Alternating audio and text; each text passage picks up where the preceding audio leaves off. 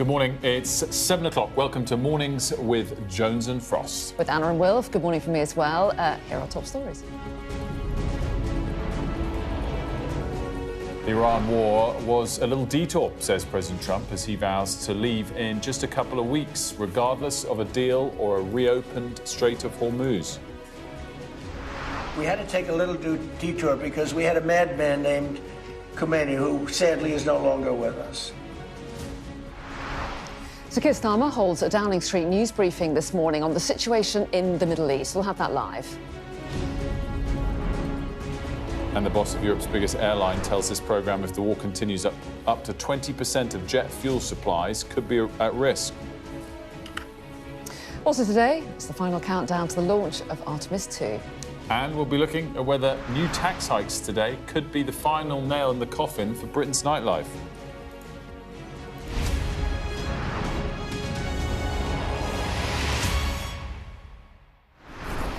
Hello, a very good morning. Thanks for joining us. Donald Trump says the US will be finished in Iran in 2 or 3 weeks, regardless of whether or not it's able to secure a deal with Tehran. The US president claims the regime has changed and that Iran has no military capabilities left. Let's take a listen. All I have to do is leave Iran, and we'll be doing that very soon. And they'll become tumbling down. And stock prices were up today almost to a record. Because they know two things. Number one, we have a safe country. We had to take a little detour because we had a madman named Khomeini who sadly is no longer with us. And we had regime change already. I think we're 2 or 3 weeks. Not 3 weeks. If it is we'll 3 leave weeks, because there's no reason for us to do this. Well, here are your other overnight updates. Iran's foreign minister has acknowledged receiving messages from US envoy Steve Witkoff, but maintains they do not constitute direct negotiations. The Wall Street Journal is reporting today that the United Arab Emirates is willing to help the US reopen the Strait of Hormuz by force.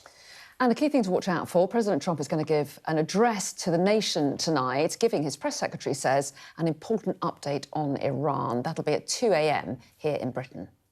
Let's bring in Sally Lockwood, who's live for us in Dubai. How's this going down, this rhetoric, which obviously crossed quite late yesterday, US time anyway, let alone in the Middle East? How's the reaction to President Trump's comments going down? Look, President Trump's comments for many days, if not weeks now, have been very hard to decipher.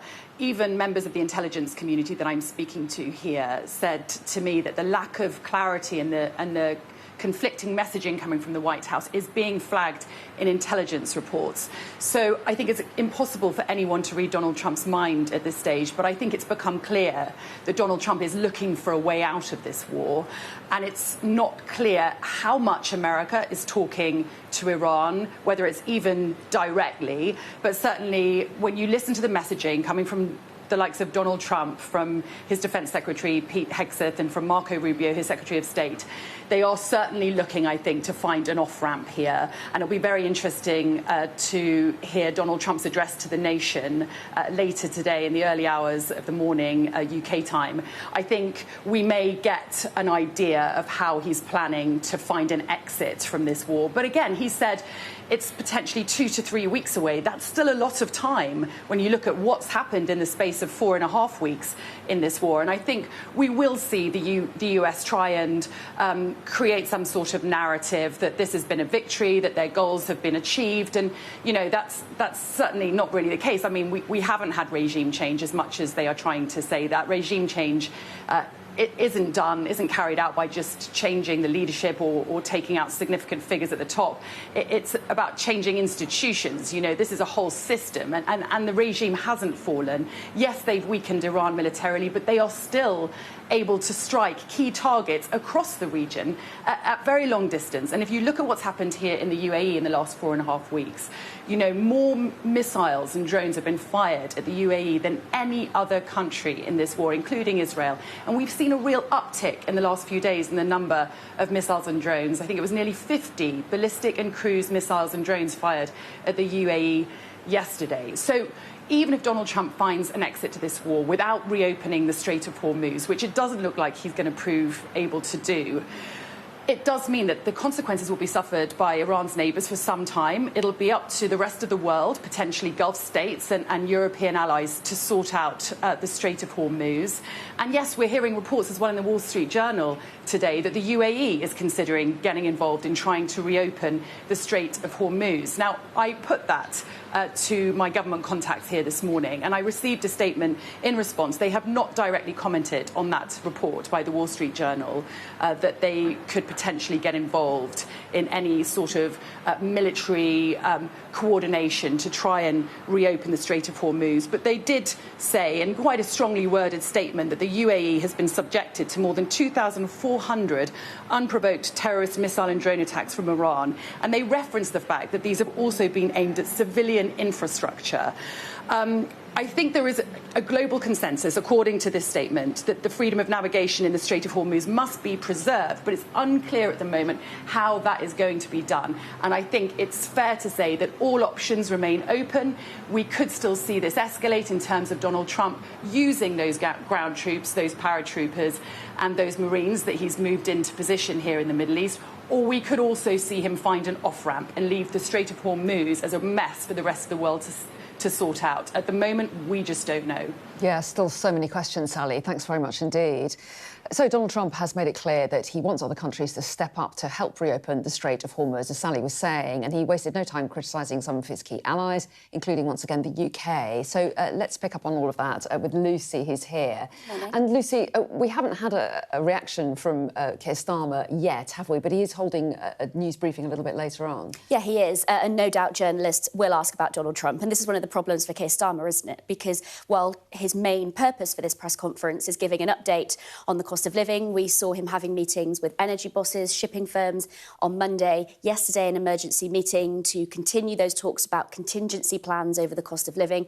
Today, I suppose, giving us an update on those talks. People will ask him, though, about Donald Trump's comments overnight. What are we expecting to get from the government later? Well, a raft of announcements that actually we've already had, but that are coming into force today. So things that were set out in the budget in November: freezing prescription charges, freezing the cost of train tickets, that big flagship announcement they made after pressure from a lot of their Labour MPs about scrapping the two-child benefit cap. As I said, though, all of these things set out before this conflict began. What will be good news to a lot of people is that the energy price cap comes into force from today. That will last until July. But pressure continues on the government to be setting out more of an action plan for what happens if this conflict continues and people's costs continue to go up. We'll get a taste of the questions on Donald Trump that the King might get in late April, that when the Prime Minister gets the same questions today. I mean, that is the other big development yesterday. That's all been fully confirmed. It's going ahead. Yeah, absolutely. There had obviously been questions, political pressure for this visit to be cancelled, mostly coming from Ed Davey, the leader of the Liberal Democrats, speaking last night to Sky, actually, saying that Keir Starmer is rolling over to Donald Trump and he shouldn't, frankly, be getting this state visit. I think we can partly deduce from it, though, it shows just how important its relationship is with the United States. And, you know, maybe we're hoping that this visit from King Charles will help smooth some of that over. We shall see. I think it'll be very interesting either way. Lucy, as always, thanks so much.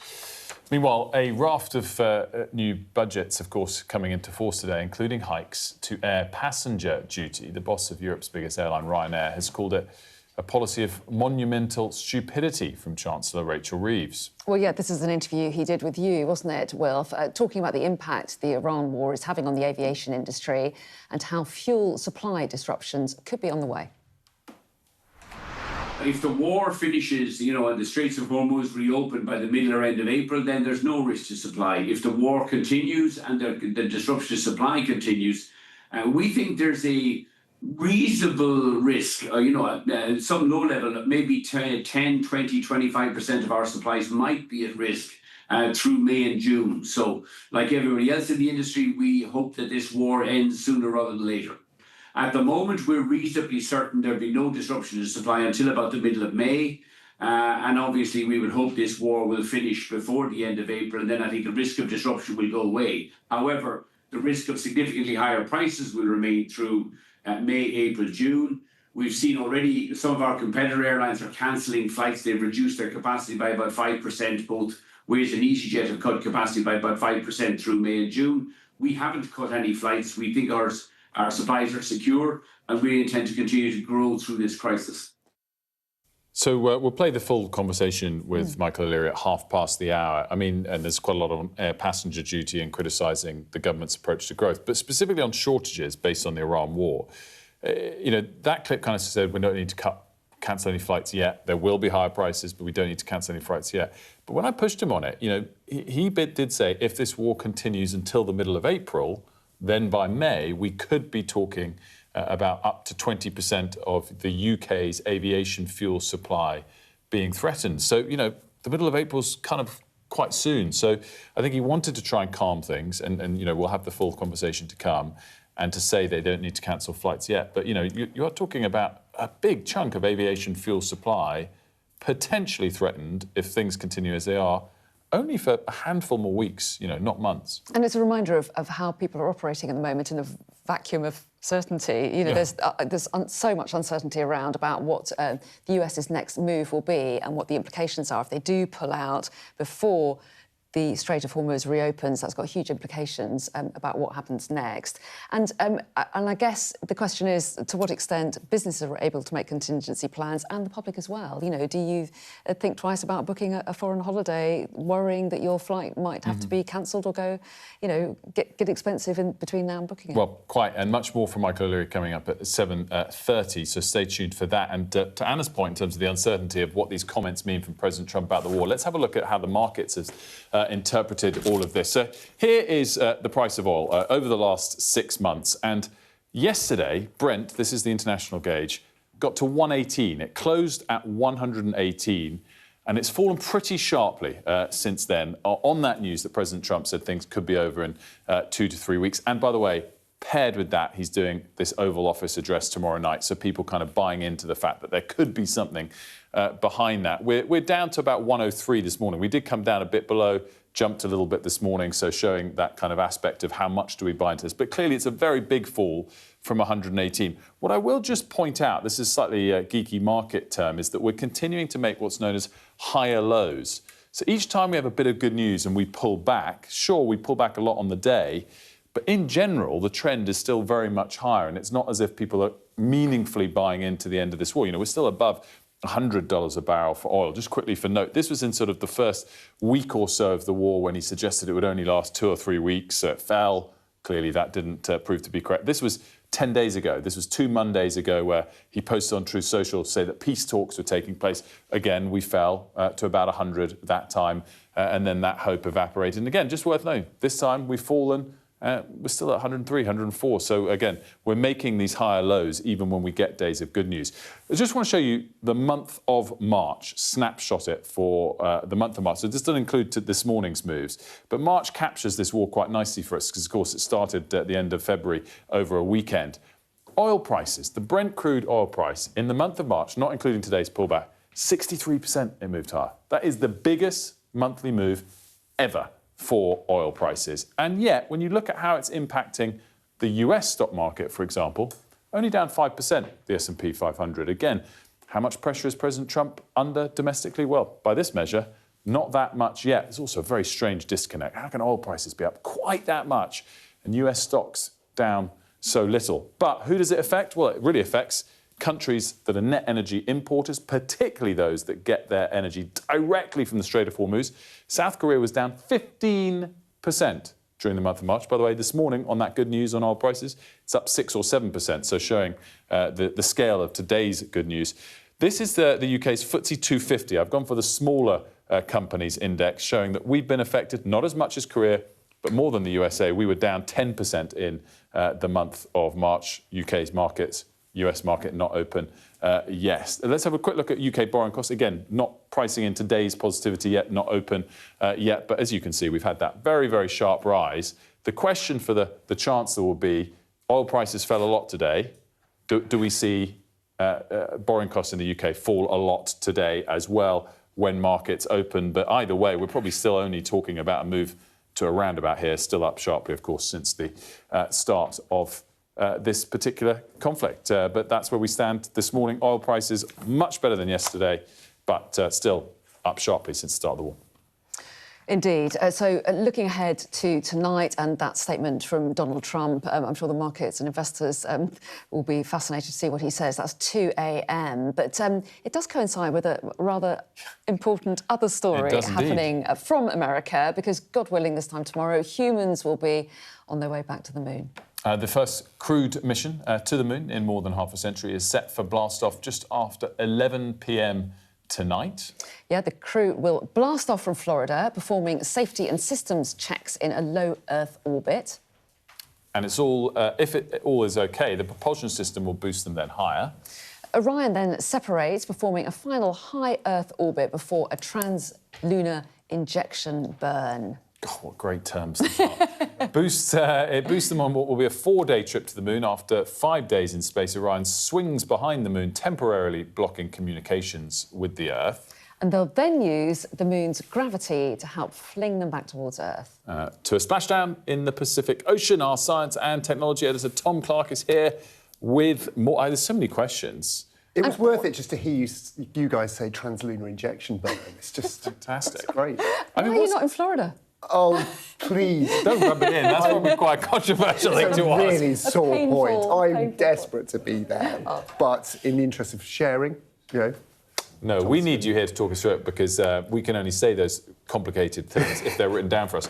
Talk us through, I guess, in the short term, my question is just the anticipation of it. It's been delayed quite a few times. Yes. Are we certain it's going ahead yet? No, I think is the short answer. So it's a really, really complicated rocket.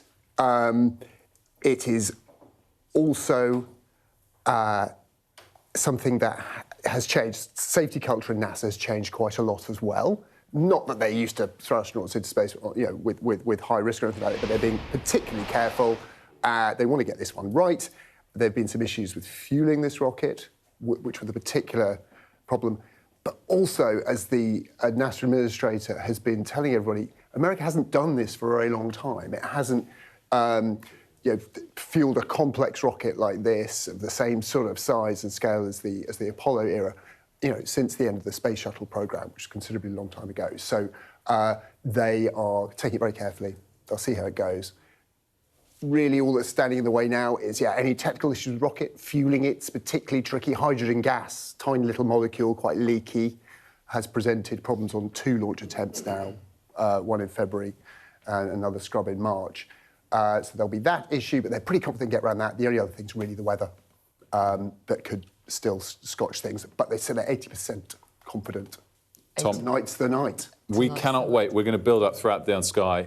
We're going to have a longer chat next hour, and can't wait to get into it. But thanks for now, because we've got to get to the government next. Indeed, let's do that right now. I'm joined by the Business and Trade Secretary, Peter Kyle. A very good morning to you. Thanks so much for talking to us this morning. Donald Trump has lashed out at the UK once again, and other countries, telling them to go and get your own oil from the Strait of Hormuz. What's your response to him? Well, we have a very unconventional president. He uses the bully pulpit of social media very effectively. He dominates a lot of debate. Let's just see what actually happens. But when it comes to running our own country, we are looking very closely at the resilience of our country. The Prime Minister chaired another COBRA meeting yesterday. I've been in these COBRA meetings. We are going very deep into the supply chains, into the products and services that are essential to the smooth running of our country. And we're making sure that we have contingency plans for whatever eventuality unfolds. But right now, let's be really clear. The aviation industry says it has enough fuel to operate. AA and RAC say there is enough fuel in the supply to keep cars running smoothly. And the government is looking very carefully about what the longer-term issues may or may not evolve. And we're doing everything we can to make sure our country is resilient at a time of great uncertainty. Well, we'll come back to some of those issues over fuel in a moment, but going back to what Donald Trump is saying, he's essentially suggesting that he might pull out of Iran and do that before the Strait of Hormuz has reopened. So what will we do if that happens? What is the plan? You've seen right from the very beginning that Keir Starmer has taken a very cool, calm approach to how we approach this, always putting the national interest first. That's why we're out there. We've got 1,000 troops out there, and we're making sure that we are playing a role defending our key assets, allies and people in the region. But we will always do what it takes to make sure that we can reopen, that we can get back to normality as quickly as we can. How will we do that? And we will also always play a de-escalatory role as much as we possibly can. Well, look, what I'm not going to do is overstate what we can and can't do. Donald Trump, he is running this war alongside Benjamin Netanyahu with Israel. Britain is not a participant in the offensive activity that's happening in the region. No, but if he pulls out and the Strait of Hormuz is shut, yes. What do we do? Well, let's just see what happens. We do hear a lot of rhetoric from the president on social media. He uses rhetoric to destabilise. He uses rhetoric in order to keep people on their toes. So we are very much in touch with the American administration.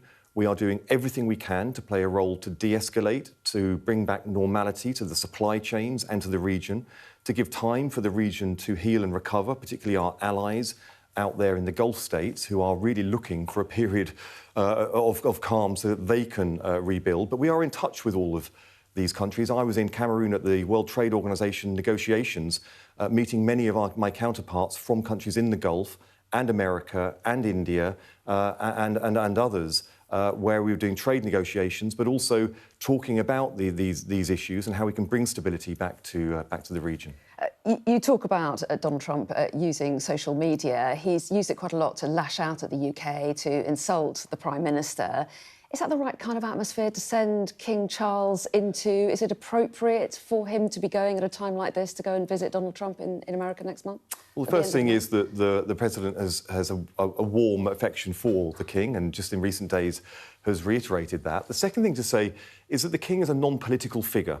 What he's doing by going to America is representing the British people and doing so to engage with the American people at the 250th anniversary of the independence of America. And it'll be a very symbolic moment to have a British monarch going over there at such an important time for the American people. But could it be embarrassing if Donald Trump insults the Prime Minister or insults the UK or the Royal Navy, as he has done, in front of the King? I think it is really important that the King, at this very challenging time when it comes to rhetoric, is there showing that our two peoples have such affection for each other despite all of the challenges in the relationship. It is still a relationship where the deals that we signed have always endured. So the deals that we signed for the economic prosperity deal that was negotiated during that first wave of tariff instability, it has caused huge stability and protection for our key industries and sectors in our economy, and it has endured. The tech partnership that we negotiated is leading to £300 billion worth of commercial activity for our two nations. Britain is benefiting the most from the resilience from the instability coming from the US administration, but also the opportunities when it comes to creating commercial activity. Okay. Despite all of the rhetoric and all of the challenges, we have to be fleet of foot, we've got to be creative, we also have to put British interests first and foremost all the time, and Okay. it does mean acting in a way that I think most UK administrations haven't had to with the relationship. But I think we are doing Britain pretty proud at a very difficult time. I want to go back to the issue of fuel supplies, because you raised it a little bit earlier, and with no sign of the Strait opening up any soon, I wonder what your advice is to people in the coming days and weeks. Should they be carrying on life as normal? Should they be cutting back on long journeys at all? What's your advice? Well, the AA and the RSC have said that there is no challenges with supply at the moment. So they are encouraging people to continue as normal, and we as the government are backing up what they are saying and reassuring people that right now, carry on as normal. If that changes, we will be upfront and honest with the public. We are watching very, very closely. I can say that, you know, myself as the Business and Trade Secretary, my department is very deeply rooted now into all parts of the supply chain of the economy. Ed Miliband, on behalf of the energy sector, is very deeply rooted into the daily activity and the potential constraints into the future. Where we see those constraints, we will act. But for now, people need to carry on as normal. Just to say, Anna, that in the first week of this, the war, the conflict, I unmothballed a facility in Teesside called NSIS, which produces CO2. I predicted that there may well be, I'm not predicting it, but there may well be challenges with CO2 supply. So we are acting already. We're not just saying it's all sort of fine. We are acting as a government to build resilience into our economy where we need to. But we're also reassuring people that right now there aren't any constraints in the economy. Where we see it, we will act. Okay. Where we need to be honest with people, we will be honest with people. OK, you're saying OK right now, but let's look into the near future, shall we? Talk about jet fuel, for example. Michael O'Leary has done an interview with Wilf, boss of Ryanair, of course, and said that if the Hormuz Strait stays closed beyond April, there could be disruption to supply of jet fuel from mid-May and the risk of substantially higher prices. Are you worried about that? Well, the key word in there is if. And this is what we have to contend with as a government. We need to reassure people that right now there is no constraints, and that's what the industry is telling us. Into the long term, I can reassure you that the Energy Secretary, Ed Miliband, the Prime Minister, via the COBRA meetings and all the other meetings and assessments that he's making, are making assessments. We are working as a partner with the key industries, including aviation, and where we can act with them, we will. But you agree with his assessment there? Well, of course, if the Straits of Hormuz are closed into the long term, there may well be supply constraints. We are already looking at those scenarios, a whole range of different scenarios, and we are acting to make sure that we can have resilience in a different set of circumstances into the long term. But it's really key to reassure people that right now there are no constraints. If it comes to the point where we believe that there may be, or it is likely to be so, we will be really upfront and honest with the public. We've got very little time, but I do want you to talk to me a little bit about Carl Turner, a backbench Labour MP. Can you explain the decision to remove the whip from him? This is about conduct between himself and colleagues. He had been given verbal and written warnings about it in the past. This is something dealt with by the Chief Whip and Carl and those other members of Parliament who've been affected by it. But if we only have a few seconds left, can I just reassure people that today we're launching a Crisis and Resilience Fund, which is a £1 billion fund going to local authorities, being spent on people up and down the country. The energy price cap comes in today, so that bills for families is going to be lowered by £117 on average right around the country. And also the prescription charges freeze comes in today. All great, so but all council these things, tax bills go up, I know, water bills go up. We are doing everything we can do to make sure that people feel the difference of the interventions that we're making. And then next week we have the minimum wage is now rising for people on lower income. And people get sick pay from day one in jobs. So we're making sure we're on people's side in the economy. We're putting money into people's pockets where we possibly can. And we're giving communities the investment in places, we've applied in places. And now we're doing another fund so local communities can invest in people alongside that as well. OK, I really do have to let you go now. Peter Carr, thanks very much indeed. Thanks, Anna. Thanks. Bye.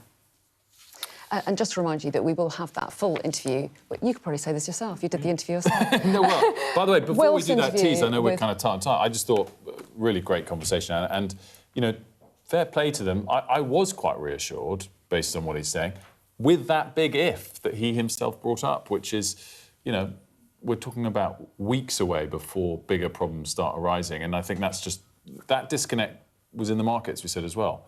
You can't have oil up 60%. And markets only down 5% if this continues. Yeah. And obviously we said that on week one, and we're now week 4 and planning for so many different possible scenarios, and we don't know what it was. The interview that I was going to say you should stay tuned for is one with the Ryanair boss, Michael O'Leary. Which is coming up after this short break.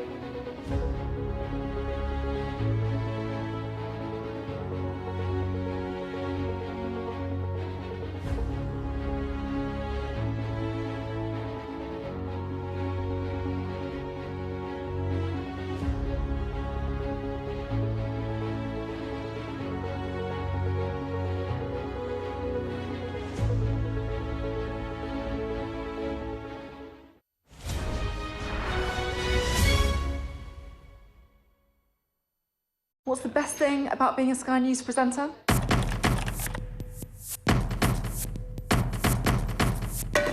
We've done the work and the reading, so you don't have to.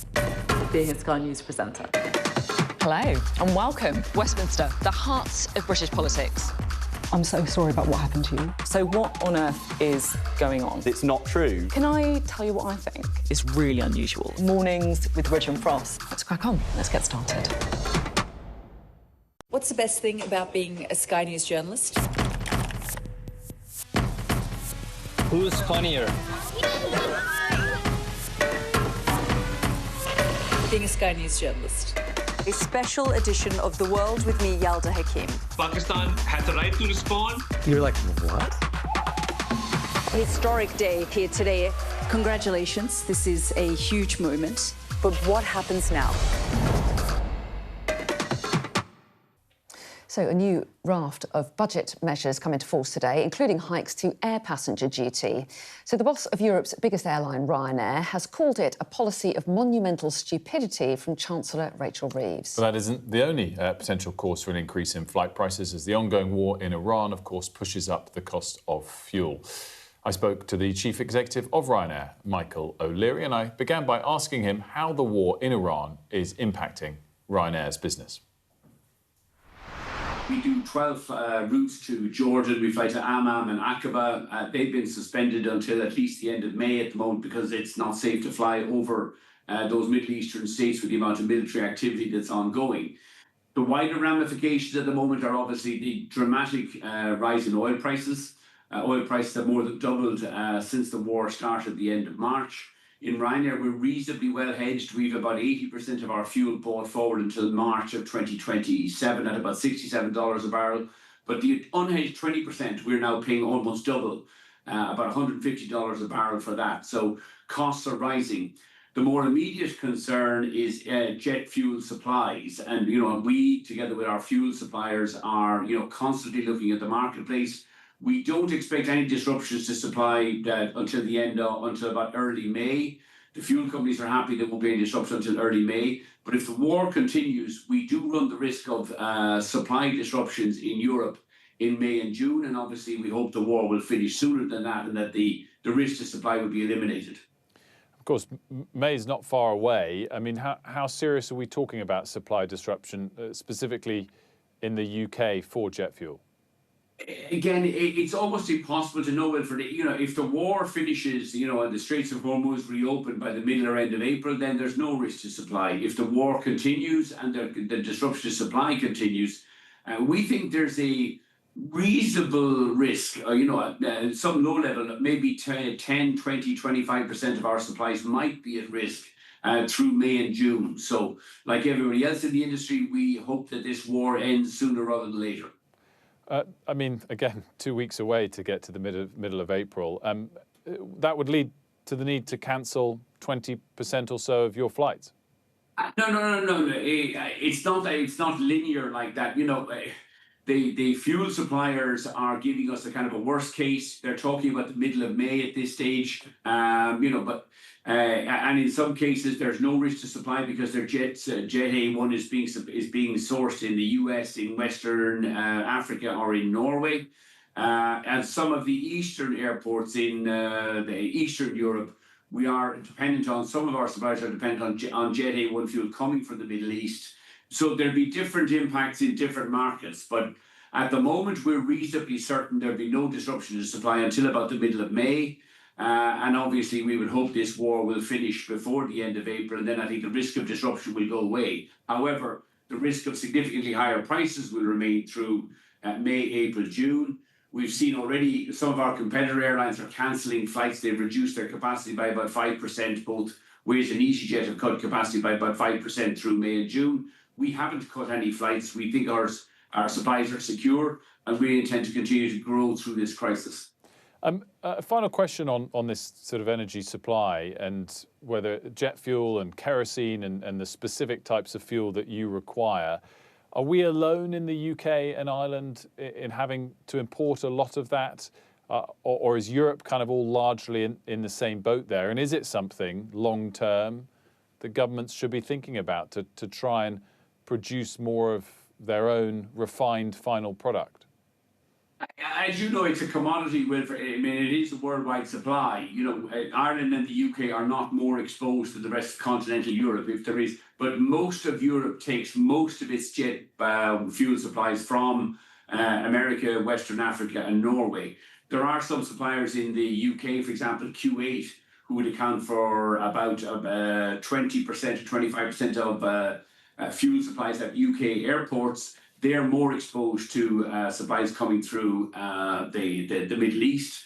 So different suppliers have different exposures, but no one country in Europe, if there is a risk to supplies through May and June, I think it will impact most airports across most EU countries. We hope to avoid that, but you know, that's why we all hope this war ends sooner rather than later. Let's talk about air passenger duty, which is going up as previously announced, but going up today. How would you characterise that decision that the Chancellor made? It's another monumental stupidity from Rachel Reeves, the Chancellor who got elected on a mission to deliver growth. The first thing she did was put up national insurance taxes, and the second thing she announced was an increase in APD. APD is the most regressive tax there is. Air travel and tourism is one of the fastest, responds very quickly to increases in tax or reductions in tax. And the UK is flying in the face of most of the rest of Europe. Already this summer, Sweden, Slovakia, Albania, and regional Italy have abolished aviation taxes altogether. Rachel Reeves is increasing them. And I think it plays to the same reality, unfortunately, that Rachel Reeves talks about growth, but hasn't a clue how to deliver it. We sent her a proposal when she first got elected 2 years ago, under which we, and Ryanair is the UK's biggest airline this year, will operate about 68 million seats in the UK. We promised to increase that by a third over the next 3 years if she abolished APD. And maybe not abolish APD at the London airports, but certainly at the non-London, the regional airports, who are being asked to pay the same rate of APD as the rich London airports, is incredibly stupid. Labour are dependent on those red wall seats, and yet every move she makes damages economic growth, or poisons economic growth, and damages the UK's recovery. The UK is in recession, it isn't growing, and it is a Chancellor who stumbles from policy misstep to policy misstep, and the APD increase today is just another policy misstep. I mean, I think you just said they're incredibly stupid. I think you're referring to the decision, not the Chancellor personally. Her hands are tied. There aren't many levers to pull. This war kind of highlights that at the moment. Are you honestly saying that you think she's incredibly stupid? I think her policy decisions are incredibly stupid. If you wanted to deliver growth in the UK economy, one of the first levers you pull is aviation, tourism, and lower the cost of access to and from the UK. In actual fact, abolishing APD would largely be self-financing because the dramatic air travel, tourism, and spending growth you get across the wider UK economy, not just in London. And that is why other European economies, they've realised that taxing aviation or taxing air travel is a stupid and self-defeating policy. That's why Sweden, the home of Greta Thunberg, flight shaming and all that other green nonsense 3 or 4 years ago, has now abolished its aviation tax. And while Sweden, Italy and others are abolishing taxes, Rachel Reeves is doing exactly the wrong thing by increasing taxes. The only way the UK in a post-Brexit environment is going to grow is by lowering those taxes and delivering real growth. Rachel Reeves continues to make the same mistake again and again. You can't increase employment by increasing national insurance, and you sure as hell aren't going to increase air travel or tourism by raising APD. Of course, she'd say, it's going up in line with inflation. And as I mentioned already, clearly the finances are tight. So there's not the ability to cut taxes for all sectors. Just to push a bit further on this, I think I'm right in saying it's going up £2 for short-haul European flights. It's going up more for long-haul. It's going more for business class and going up more for private jet travel. All things that you would expect. But in light of that, your part of the sector is getting less of an increase.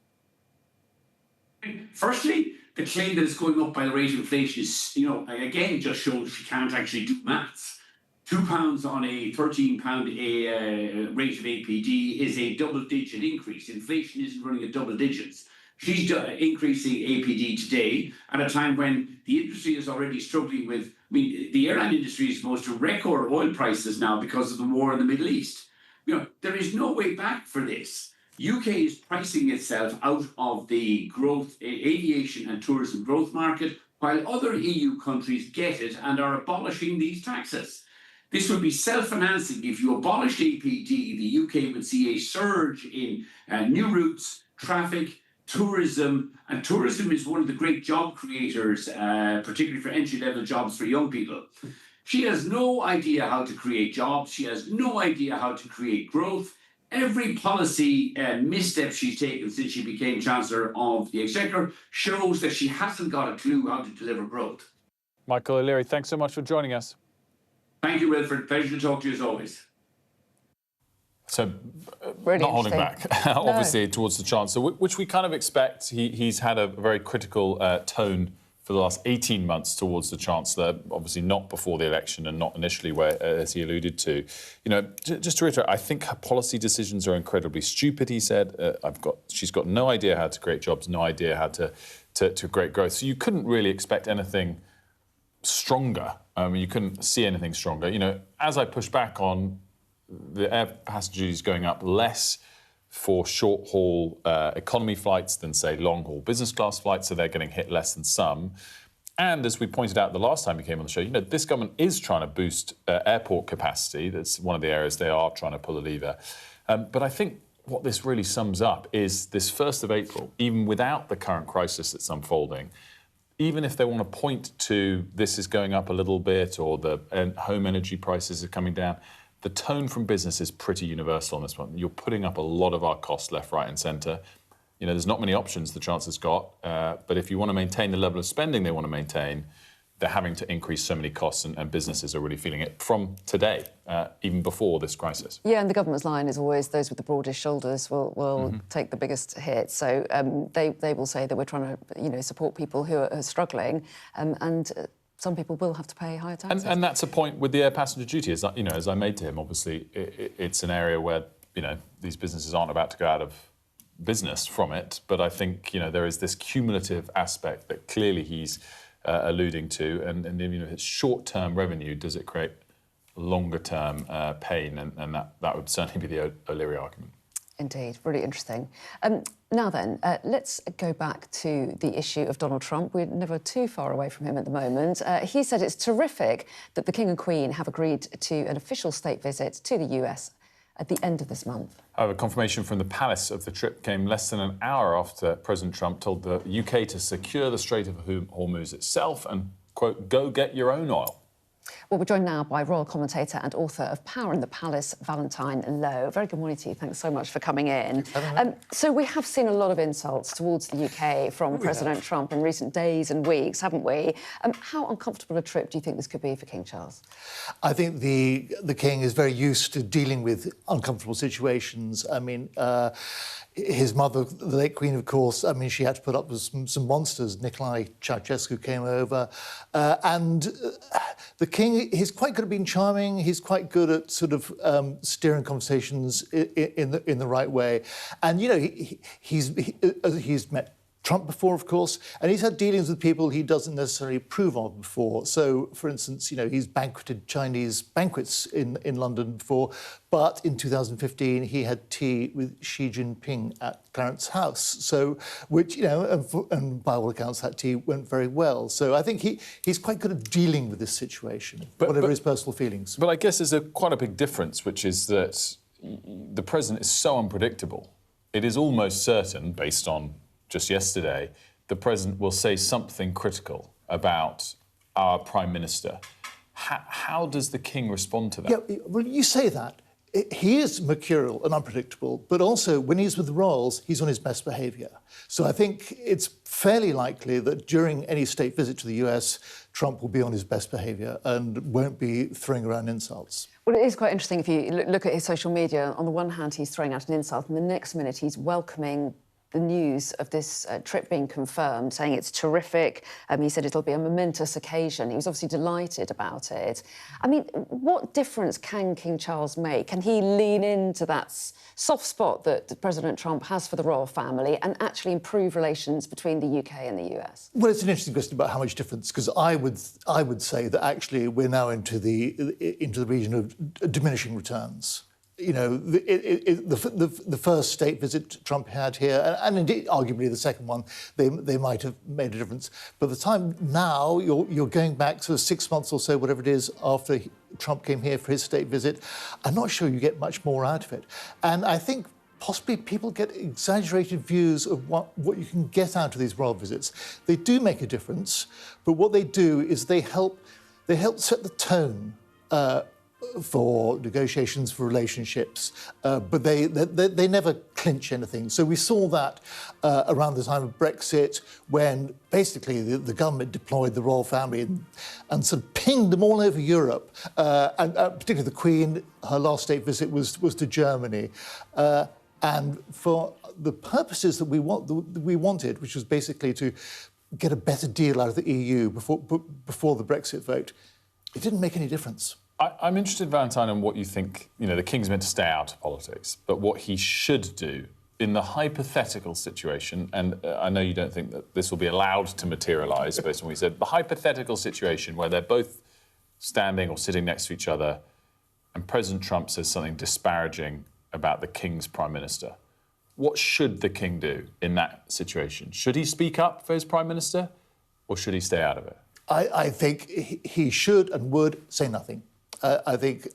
Really, he should say nothing? Well, I think doing anything in those circumstances will only inflame the situation. So he doesn't try to be a skillful diplomat to say something of support without breaking the relationship? Yes, I mean, he can be supportive of his Prime Minister, yes, but he's not going to push back against Trump in any confrontational way. So interesting. It is going to be Not so least that he's interesting. there on the 250th anniversary of independence. Yeah, and they'll be used to lots of George III jokes, which will become in abundance. There will indeed. Well, Valentine, it's going to be fascinating to see that visit in about 3 or 4 weeks' time, isn't it? Yeah, 27th. I'm not as optimistic, Valentine, that they'll be able to to prevent explosive scenarios. We'll see. We'll see. But thanks so much for joining us. Good to see you. Time for a quick look at the weather. Dinner under the stars tonight? That reminds me of our travel insurance. You mean All Clear Skies? All Clear Travel Insurance sponsors Sky News weather. The next couple of days are fairly settled, but it'll turn wet and windy into Easter. England and Wales will have a mostly calm, dry, if rather cloudy morning after a locally foggy start. Scotland Island and Northern Ireland, meanwhile, will see rain spreading from the northwest on strengthening winds. The rain will be prolonged and locally heavy over Scotland, bringing some mountain snow more patchy over Ireland and Northern Ireland, and it'll be a little cooler than today. Northern England and Wales will see patchy rain later, while northern and western Scotland, Ireland and Northern Ireland will slowly brighten. All Clear Travel Insurance proudly sponsors Sky News weather. So we were talking about some of the tax changes because it's April the 1st and the new tax year has started. The nightlife industry is complaining that they're going to be badly hit. We're going to be talking about that in just a moment. Thankfully, with an expert on late night clubbing, because... Not me. Getting up at 3:30 a.m. Oh, not that's conducive. true. Not conducive for us to You be the come straight from the club, experts. don't you? Oh, God, can you imagine? To stay out that late would be terrifying. We'll be right back.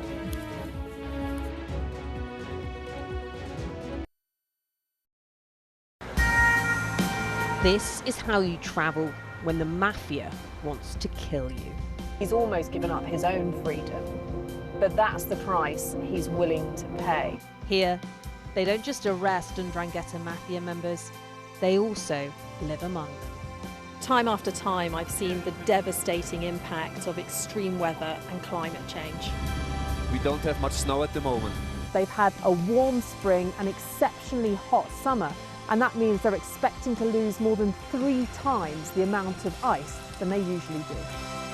Flames are still forcing people from their homes and leaving many questioning their futures. Here was my life. We have nothing. I can't say anything. It's so sad. This disaster is testing the resolve of everyone on this island. The only way out now is by boat. Everything you see is devastated, and the misery being felt by people living here is repeated in towns and villages across Central Europe. Sky News, get the full story first. Turkey is burying its dead. The loss is profound. Whole families died in this collapse, generations wiped out. The violence has penetrated the heart of the city rather than being contained to the estates around the edge, and that speaks to the level of anger being felt here. In Sweden, police have seized a lethal stash. This is just a small sample of the deadly arsenal taken off the streets. This is an example of an advert, really. Anyone of any age could say, I'll do that for £1 million, and then have to go and shoot someone. Yes. I'm Siobhan Robbins, Sky's Europe correspondent based here in Berlin.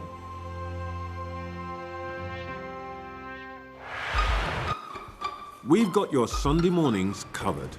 From the front page and the sounds of the streets to the voices of the people who make the major calls and big picture politics beyond Westminster. We'll put you at the heart of our story. I'm ready. Are you? Join me, Trevor Phillips, Sunday mornings on Sky News. The best thing about being a Sky News journalist? They call him the king of the jungle. Being a Sky News journalist. Yusra Al-Baghir has this report. And this is what's left of it. As a woman of colour, how did the Harris campaign speak to you? People risk their lives to speak to us for this report. Mr. Zuma, Sky News. We're trying to see as much as we can. Welcome back. If you're partial to a night out, you'll want to listen up here. An industry already decimated by COVID, Britain's nightlife landscape now faces yet another cliff edge after massive business rate hikes today. Well, Katie Spencer went to Soho to see how even the epicentre of British nightlife is suffering. Are we killing this country's nightlife? Late nights, sticky floors and cheap drinks. There was a time when staying out didn't break the bank and you didn't have to search for somewhere that was open. Nowadays, it's a bit different. So we're here in Soho, midweek admittedly, but despite this being central London, unless you know where to go, sometimes it can feel like things wind up a little bit early here. If you go to other countries, even where I'm from, Lebanon, you party until 1 p.m. We've been kicked out of the best club in London at 12 o'clock. It gets to midnight, you want to go out a little bit longer. Yeah. It's a shame. Spend at least 100 quid here, like, if I was going on night out, definitely. Back in the day, too many DJs brought indie kids and club kids together. DJing, late 90s, early 2000s, there was an infrastructure of clubs and venues that we benefited from. Let alone the fact that it was pre-Brexit. So that the fact that would be gone in today's landscape is I think a huge loss for British culture. The drinks are still flowing at Jack Solomon's, but more than 1 in 4 late-night venues have shut their doors since COVID, creating what's been dubbed nighttime deserts in some areas. And if you think that sounds bad, you might need a stiff drink when you hear what the sector is now being hit with. It is quite the cocktail that Chancellor Rachel Reeves is expecting the nightlife sector to swallow. April's business rates increase is not just a few quid. Half of venues are facing increases of 50% or more. I'm so calm, I am so happy. While pubs and some music venues in England are being given a support package which amounts to a 15% discount, many venues are just having to suck it up, and some just can't see how they can. Our rates have got up £150,000 is what we've got to find. We are talking 56% unplanned increase. But that understanding of how a business is going to find that money, it doesn't seem to be there.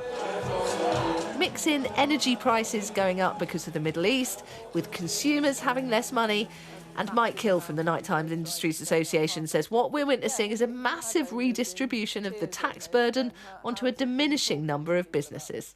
Are a lot of business owners telling you then that it's just not going to be possible to carry on? It's just unsustainable.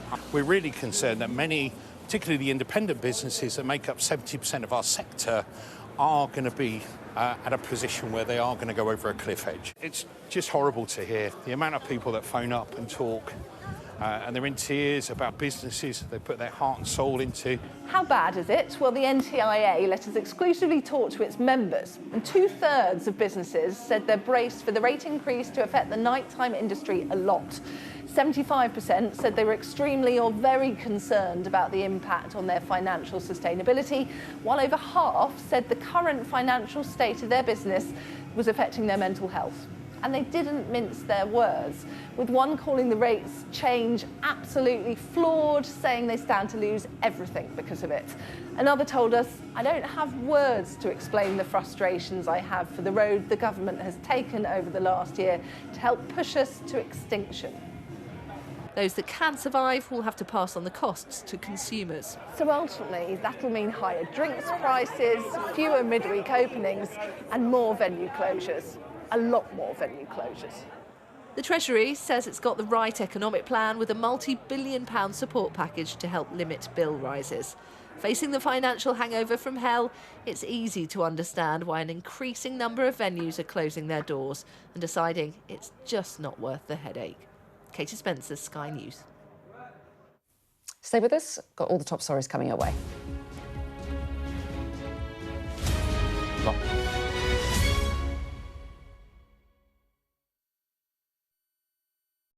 The best thing about being a Sky News journalist? I'm going to take you behind the scenes here for Election Night Live. They have gone up and up. Being a Sky News journalist. Ed Conway, Sky News, is anyone going to talk to us? Mortgage rates did go up very sharply during your time in office. Here it is. First off, just the scale of what we're looking at. Our data shows it's been happening. Question is, why it hasn't been stopped.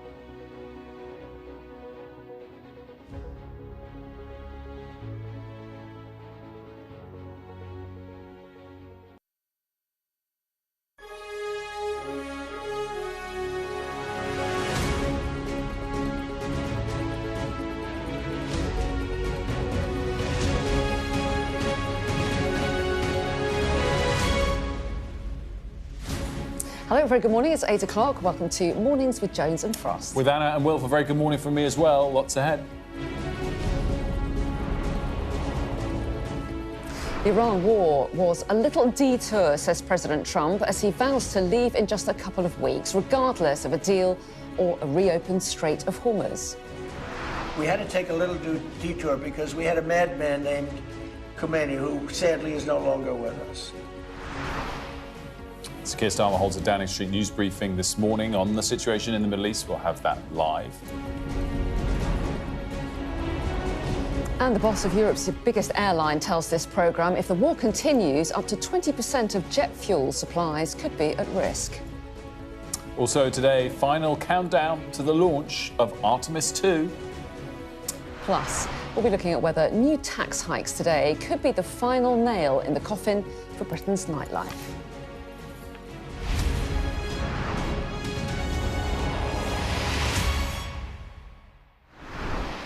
A very good morning to you. Donald Trump says the US will be finished in Iran in 2 to 3 weeks, regardless of whether or not it's able to secure a deal with Tehran. Yes, the US president claims the regime has changed and that Iran has no military capabilities left. Let's take a listen. All I have to do is leave Iran, and we'll be doing that very soon, and they'll become tumbling down. And stock prices were up today almost to a record. Because they know two things. Number one, we have a safe country. We had to take a little detour because we had a madman named Khomeini, who sadly is no longer with us. And we had regime change already. I think we're 2 or 3 weeks. We'll leave because there's no reason for us to do this. Here are your other overnight Iran war updates. Well, Iran's foreign minister has acknowledged receiving messages for US envoy Steve Witkoff, but maintains they do not constitute direct negotiations. The Wall Street Journal is reporting today that the United Arab Emirates is willing to help the US reopen the Strait of Hormuz by force. And a key thing to watch out for, President Trump will give an address to the nation tonight, giving his press secretary says an important update on Iran. That will be at 2 a.m. here in the UK. Well, let's bring in Sally Lockwood, who's in Dubai for us this morning. And Sally, quite a move from President Trump, talking now about pulling out of Iran, possibly before a reopening of the Hormuz Strait. Yeah, that's right. It's been very hard to decipher Donald Trump's messaging, but these latest remarks suggest he is looking to get out of this war and to find some sort of off-ramp, saying that he's going to pull out of Iran in the next 2 to 3 weeks. It'll be very interesting to hear that address to the nation, as it may give us some sort of roadmap for how he plans to do this. But let's not forget, 2 to 3 weeks is still a very long time. Look at what's happened in the last 4.5 weeks of this war that has now dragged in so many countries and caused so many problems across the region and across the world when it comes to the global economy. And I think it's going to be very interesting as well to see how Donald Trump and his administration try to dress this up as any sort of job done. Yes, Iran has been weakened militarily, but they're still managing to hit key targets across the region and really disrupt commercial shipping and global trade. Yes, their nuclear facilities may have been further destroyed, but we don't know to what extent. And when it comes to regime change, it's simply not true that that's occurred. Yes, they've taken out some of the senior leadership, but the institutions and the system have proven resilient, and they are still in place. So what next? Well, it's really interesting, this report in the Wall Street Journal today, which says that the UAE is considering getting involved militarily and trying to keep the Strait of Hormuz open, or at least reopen it to a free flow of commercial shipping. I put that to my government contacts this morning. They wouldn't be drawn directly on that subject, but they did issue a very well, I would say a very strongly worded statement. Their rhetoric has hardened in recent weeks, saying that the international community will not tolerate attacks on our sovereignty or the deliberate targeting of civilians and critical infrastructure. I should say that the UAE has been targeted more than any other country, including Israel, in this war. Even yesterday, we had nearly 50 cruise and ballistic missiles and drones fired at the UAE. Trust has been completely destroyed between Iran and its Gulf neighbours. And it does look like Gulf states now are looking at potentially what happens next if there is some sort of power vacuum here, if the US pulls out and the Strait of Hormuz is not reopened, what then? This is not something that Gulf states will accept in terms of having a chokehold put on global shipping. And certainly an intelligence source that I spoke to in the last few moments said we don't know what those mechanisms will be to keep the Strait of Hormuz open and free. The UAE would be wise to try and become the US's most willing partner when it comes to Hormuz, because Oman is trying to stay as neutral as possible. We're going to have to see how this all plays out. I think at the moment there's still a long way to go, and all options when it comes to Donald Trump remain very open. Sally, yes, so much to watch out for. Well, Donald Trump has made it clear that he wants other countries to step up to help reopen the Strait of Hormuz, and he wasted no time criticising some of his key allies, including the UK. Well, Lucy is here with more. No official response to these comments by Donald Trump from the UK government, but we are hearing from Keir Starmer later this morning, aren't we? Yeah, absolutely. Just on Donald Trump, some quite strong words from the business secretary this morning, actually, I think. You know, talking about Donald Trump being a really unconventional president, about kind of fueling debate with what he posts online. But as you say, Prime Minister then speaking later, no doubt journalists will ask him about these comments overnight from Donald Trump. The purpose of it, though, is to again talk about the cost of living. This week, the government has clearly wanted to really show people that it is taking this matter seriously. It's working on contingency plans should this conflict continue. Today, we will hear a number of things that are effectively coming into force after the Chancellor announced a number of things in the budget in November. Prescription charges being frozen, rail fares being frozen, that flagship promise, they scrapped the 2-child cap on benefits. Crucially, though, all of this stuff was announced in November. We've seen things change since then. The government's kind of cost of living mission, you could argue, is at risk of being thrown off course, and continually now under pressure to step in and offer a clear plan of what they're going to do should things get worse. Just to remind, so 10 a.m. a live speech by the PM on all of this. Yeah, and I mean, I think it is parliamentary recess. MPs go back to their constituencies. I don't think that necessarily means the Prime Minister wouldn't usually deliver a press conference, but I think it does show that they are very keen this week to reassure people that they are taking this seriously. I don't think we expect to get any new announcements. The government is clearly hoping that this conflict will end fairly soon, and they're weighing up their options. But, you know, setting out what they've done already and reminding people that they are considering further action should it be needed. Lucy, great stuff. Thanks so much. 10 a.m. The PM live. We'll have it here, of course, on Sky News for you. Meanwhile, as we've been mentioning, a raft of new budget measures come into force today, including hikes to air passenger duty. The boss of Europe's biggest airline, Ryanair, has called it a policy of monumental stupidity from Chancellor Rachel Reeves. Yeah, he was actually talking to you when he said this, an interview that you have done about the impact that the Iran war is having on the aviation industry and how fuel supply disruptions could be coming. If the war finishes, you know, and the Straits of Hormuz reopen by the middle or end of April, then there's no risk to supply. If the war continues and the disruption to supply continues, we think there's a reasonable risk, some low level, maybe 10, 20, 25% of our supplies might be at risk through May and June. So, like everybody else in the industry, we hope that this war ends sooner rather than later. At the moment, we're reasonably certain there'll be no disruption to supply until about the middle of May. And obviously, we would hope this war will finish before the end of April, and then I think the risk of disruption will go away. However, the risk of significantly higher prices will remain through May, April, June.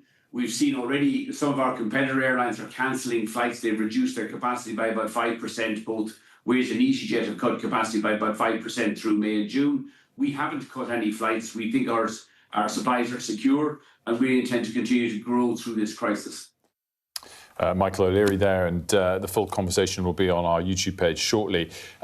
I think, highlighting how big a problem this could be if we go through to the end of April still in this conflict, up to 20%, he said in the full conversation, of their fuel supplies could be at risk. Yeah, and highlighting the problem is there is for businesses not knowing what's going to happen next. Well, I put some of Michael O'Leary's comments to the Business and Trade Secretary, Peter Carr. This is what he said. We need to reassure people that right now there is no constraints, and that's what the industry is telling us. Into the long term, I can reassure you that the Energy Secretary, Ed Miliband, the Prime Minister, via the COBRA meetings and all the other meetings and assessments that he's making, are making assessments. We are working as a partner with the key industries, including aviation, and where we can act with them, we will. But you agree with his assessment there? Well, of course, if the Straits of Hormuz are closed into the long term, there may well be supply constraints. We are already looking at those scenarios, a whole range of different scenarios, and we are acting to make sure that we can have resilience in a different set of circumstances into the long term. But it's really key to reassure people that right now there are no constraints. If it comes to the point where we believe that there may be, or it is likely to be so, we will be really upfront and honest with the public. So what do all these comments from President Trump mean for markets? Well, there is genuine hope in the price of oil this morning that we are heading towards an end of this conflict, based on the fact that oil prices are down sharply from their close. This is Brent, the international gauge you've been looking at. Yesterday got up to 118 overnight, a really significant slide. In fact, we've slid further over the course of the last hour. An hour ago, we were about $103 a barrel. We're now below 100. We're at $99 a barrel. And that is a really significant move that you've seen lower over the course of the last 12 hours or so. Hope that his address to the nation in the US tonight and his comments last night that we're 2 or so weeks away from an end might be accurate this time. That said, let's just remind ourselves of the sort of playbook here. Oh, if we can go back to another one, guys. The playbook here where, you know, we've had these moments of optimism. We had it in week 1 when he said it's only going to last 2 or 3 weeks. We fell. We ratcheted it up again. We had it 10 days ago where he posts on Truth Social, there will be peace talks. Hope of that then evaporated, and then we marched higher again. So let's see if that theme continues or whether we've just started a new trend and we'll start to move lower. Just want to show you a snapshot of what markets have done over the course of March as a whole. This doesn't include today's moves, but March as a whole does give a snapshot of the whole war rather nicely because, of course, the conflict began at the end of February over the course of a weekend. Oil prices, up until last night, not including today, rose 63% in the month of March. That is the biggest ever increase for oil in a single month. And yet, if we look at US stocks, the S&P 500, only down 5%. So there's a big disconnect there, whether that can hold or not. One has to correct in the respective direction, we shall see. But I think the key point of this, we talk about the pressure President Trump might be under. Not from the US stock market, not yet, nothing too pronounced, only down 5%. Other countries are suffering. South Korea, a net energy importer like us, but more importantly, gets literally a huge amount of its supply from the Strait of Hormuz, down 15% during the course of the month of March. This morning, by the way, bounced 7%. That's just the month of March performance. Using the FTSE 250 index as an indication for what it means for the UK, it kind of splits the difference between the two. Yes, we're a net energy importer of oil and gas, but we don't get that much actually from the Strait of Hormuz, down 10% for the month of March. We're up a little bit this morning.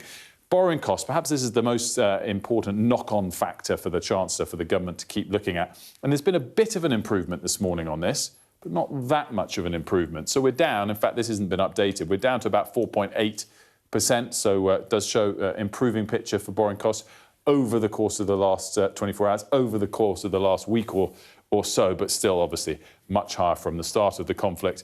And we will wait to see if this direction of travel over the last 12 hours continues or whether it's just temporary reprieve, as has often been the case in the last few weeks. And we'll be keeping a close eye on the markets, of course, in the days ahead. But in the meantime, let's turn our attention to other issues. And if all goes well, this time tomorrow, humans will be on their way back to the moon. The first crewed mission to the moon in more than half a century is set to blast off just after 11 p.m. tonight. And the crew will blast off from Florida, performing safety and systems checks in a low Earth orbit. If all is OK, the propulsion system boosts them higher. Orion then separates, performing a final high Earth orbit before a translunar injection burn. I still don't know what that is, but it will boost them onto a 4-day trip to the moon. After 5 days in space, Orion swings behind the moon, temporarily blocking communication with Earth. and they'll then use the moon's gravity to help fling them back towards Earth to a splashdown in the Pacific Ocean. Well, we're joined now by the head of space at the Science Museum, Libby Jackson, and by our science and technology editor, Tom Clark. Very good morning to you both. Hello. Good morning. Very, very exciting. Tom, just kick us off with what exactly the timings are from here, and I guess, are we certain yet? No, we're not certain. And we won't be until, a few minutes before, any point up until, a minute or two before launch, when they commit to letting this thing off. And there are a few things that could prevent it from happening, but yeah, around 11:24, I think it is, our time, it should be taking off. But in the meantime, they are keeping an eye on the fuelling, which begins in, you may know better, but I think it's in about 5 hours' time. They start fueling the rocket. Sometimes Olympic swimming pool size worth of liquid oxygen and liquid hydrogen, both very combustible, things you want to be very careful with. So there's that stage had to get through without a hitch. And it's a problem with fueling that caused a scrub of the launch back in February. So that's one to watch. And then there's the weather, is the other thing. And it's not just the weather down here on Earth, because they're looking at the thunderstorms and cloud cover and things like anything like that can scratch it if they're not 100% happy. But there's also space weather. So the sun can eject charged particles, and it's something they have to watch out for. It could fry the instruments on the spacecraft. It could give the astronauts a pretty heavy dose of radiation, so they don't like to fly if there's a lot of charged particles in the atmosphere. So they keep an eye on the space weather, and if all looks good, it'll launch. And do we know what the astronauts will be doing now? They're in quarantine, aren't they? So they don't get any nasty infections before they're all stuck together in the craft. But how are they likely to be spending these hours in the build-up? Right now, they're probably asleep, getting some rest. They'll then wake up, have a breakfast with themselves and their staff, who will be making sure get ready.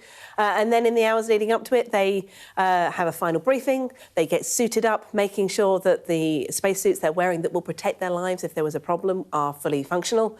And then round about sometime this afternoon, 4 or 5 o'clock, they'll head out to the rocket, get strapped in and wait for the countdown. So they'll be focused and just looking forward to hopefully getting going later. Can I ask Libby the question of, not to pour cold water on this, because we all can't wait for it, but clearly we've been to the moon before and landed on the moon, which we're not doing this time, and it was, a long, long time ago.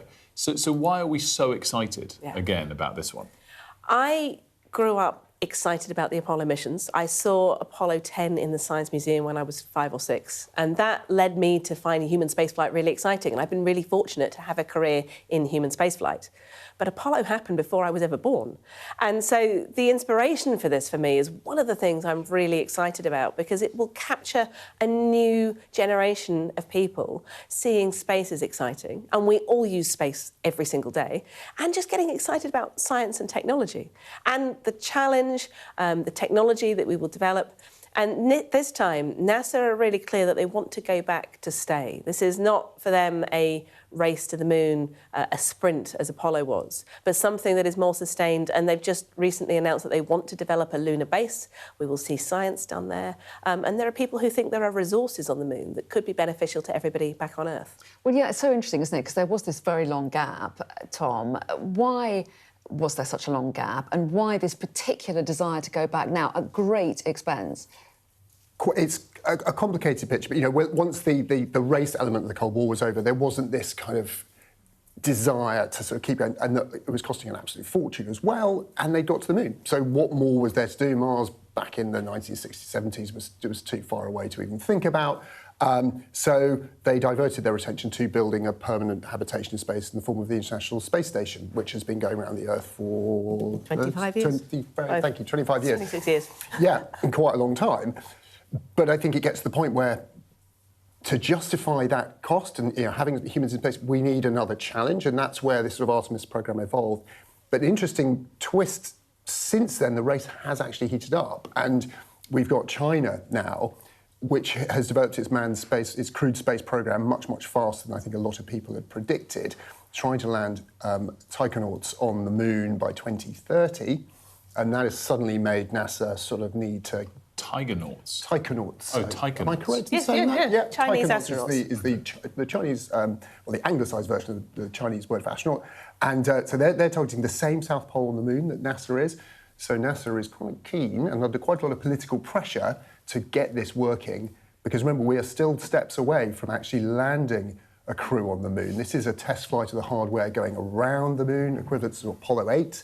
They've got a few more important, well, lots of big steps to get through before they actually put people down there. China look like they're doing a much quicker, faster sort of way of doing it, but that's putting the race element back in there, which hasn't been for decades. But if we, Libby, talk more broadly about the scale of human innovation in this space and the sort of path of that. I mean, clearly in the last decade, private companies have done incredibly well.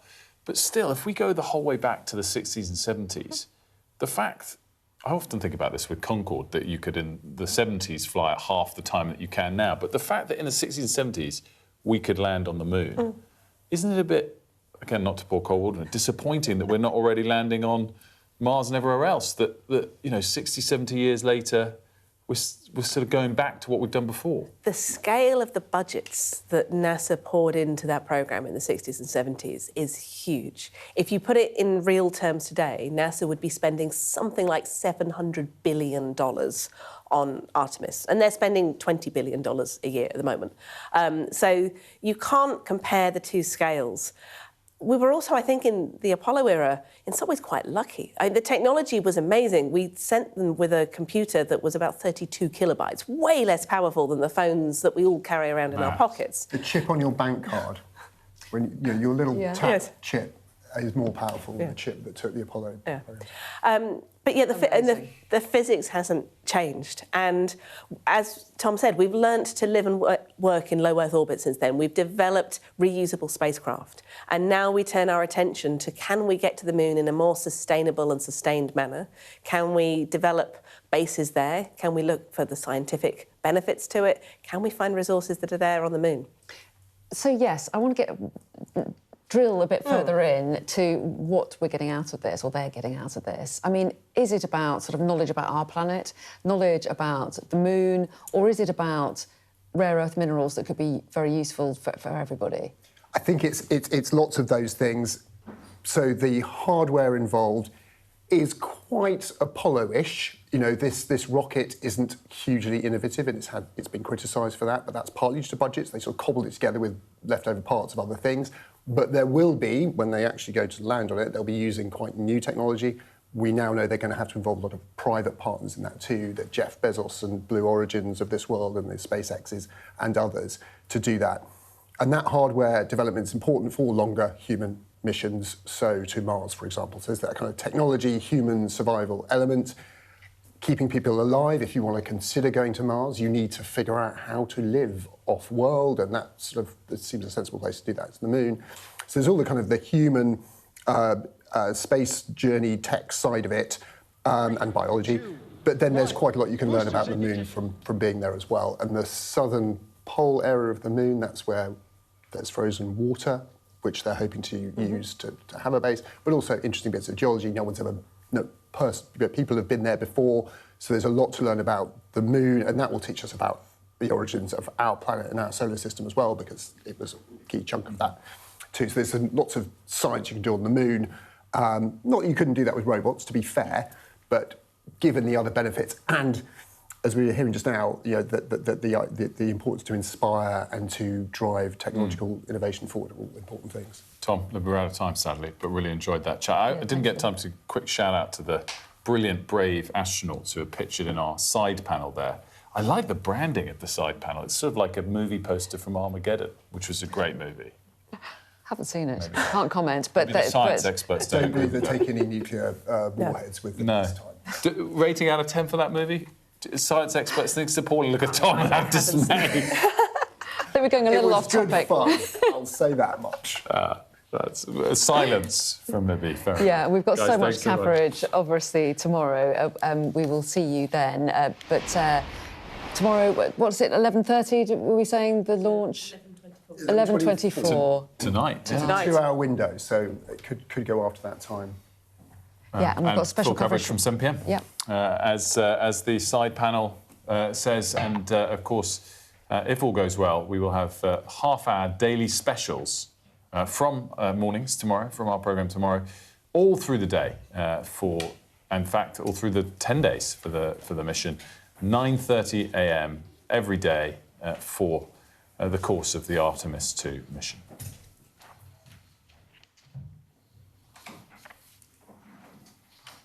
Now, Tiger Woods says he's stepping away from golf to seek treatment and focus on his health. The US golf legend has been charged with driving under the influence after a car crash in Florida last week. Graham's here with the details for us. Graham, just remind us what's happened in the last 24 hours, and I guess the background of it as well, why that's relevant. Well, we hadn't really heard much, actually, but this is the first public statement from Tiger Woods since that crash on Friday, which led to his arrest. And police said at the time that he had been driving, he'd been trying to overtake a truck at quite some speed, and that he'd actually clipped it and ended up on its side, essentially. Both of the drivers were unhurt. But when they arrived, they breathalyzed him. That showed 0 alcohol content in his blood, but in his breath, sorry. But actually, when they tried to do further tests, he refused those, and that's why they arrested and charged him eventually with driving under the influence. Now, he didn't turn up for his first court appearance, which was meant to be yesterday, but he had a written plea, no guilty plea, submitted by his lawyers. He also said he wanted a jury trial. But this, on social media, is the first kind of public, personal statement we've seen from him. And he said, "I'm stepping away for a period of time to seek treatment and focus on my health. This is necessary in order for me to prioritise my well-being and work toward lasting recovery. I appreciate your understanding and support and ask for privacy for my family, loved ones and myself at this time." And do we know any more details about the crash itself, other than what you mentioned already? Yeah, well, we do know the police's version of events in the immediate aftermath. They say they turned up, they found kind of powerful prescription pills, painkillers in his pocket that he told them he had taken some in the morning. They said his eyes were bloodshot, his pupils dilated, glassy, he was sweating profusely, and that he seemed slow and lethargic. This is, of course, still one of the world's greatest ever golfers, the greatest ever sportsman. He's won 5 Masters, 15 majors, but it's also his legacy has been marred over the last 2 decades by incidents really not dissimilar to this. In 2009, he crashed his car outside his home. There was intense scrutiny of his private life after that. He pleaded guilty to a DUI offence in 2017 after he was found asleep at the wheel. In 2021, he had another really serious crash where he had to have surgery on his leg for injuries he sustained in that. And he had actually just really returned to competitive action for the first time in over a year. Potentially, he was hoping to take part in the Masters. Obviously, that statement now suggests that that really isn't going to happen. Yeah, well, I'm not a golf fan, but coming to the golf, he is the GOAT. Yeah. There's no doubt about that. Great stuff. Thanks. Thanks, Graham. Stay with us. We're going to be taking a look at the war in Iran and how it could reshape relations between countries in the Gulf. That's coming up next.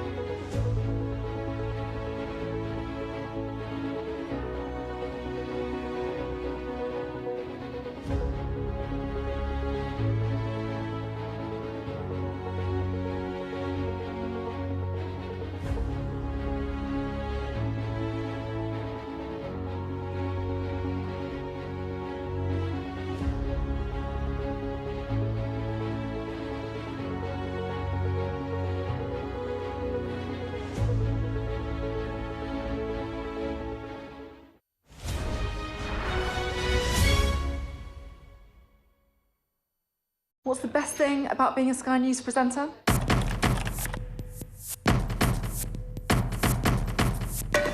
We've done the work and the reading, so you don't have to. Being a Sky News presenter. Hello and welcome. Westminster, the heart of British politics. I'm so sorry about what happened to you. So what on earth is going on? It's not true. Can I tell you what I think? It's really unusual. Mornings with Richard and Frost. Let's crack on. Let's get started. What's the best thing about being a Sky News journalist? Who's funnier? Being a Sky News journalist. A special edition of The World with me, Yalda Hakim. Pakistan has the right to respond. You're like, what? A historic day here today. Congratulations, this is a huge moment. But what happens now? Welcome back. The Iran war continuing to spill into Gulf states with strikes seen in several nations. President Trump has announced he could withdraw the US from Iran in the coming week. So what would that mean for the Gulf? Well, we're joined now by Executive Director of the Gulf International Forum, Dania Farfa. Very good morning. Thanks so much. I mean, first of all, give us a sense, an overview of how the Gulf countries are feeling about this action by the US and Israel in Iran and the aftermath for Gulf countries. Yes, I mean, at first, the Gulf states were completely against the war.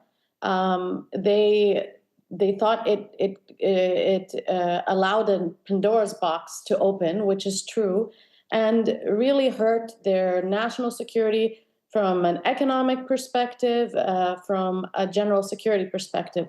So the war has not served Gulf interests, but not all Gulf states were hit equally. So some Gulf states were attacked at a much more extensive with a much more extensive manner, such as the UAE, whereas Oman was barely attacked.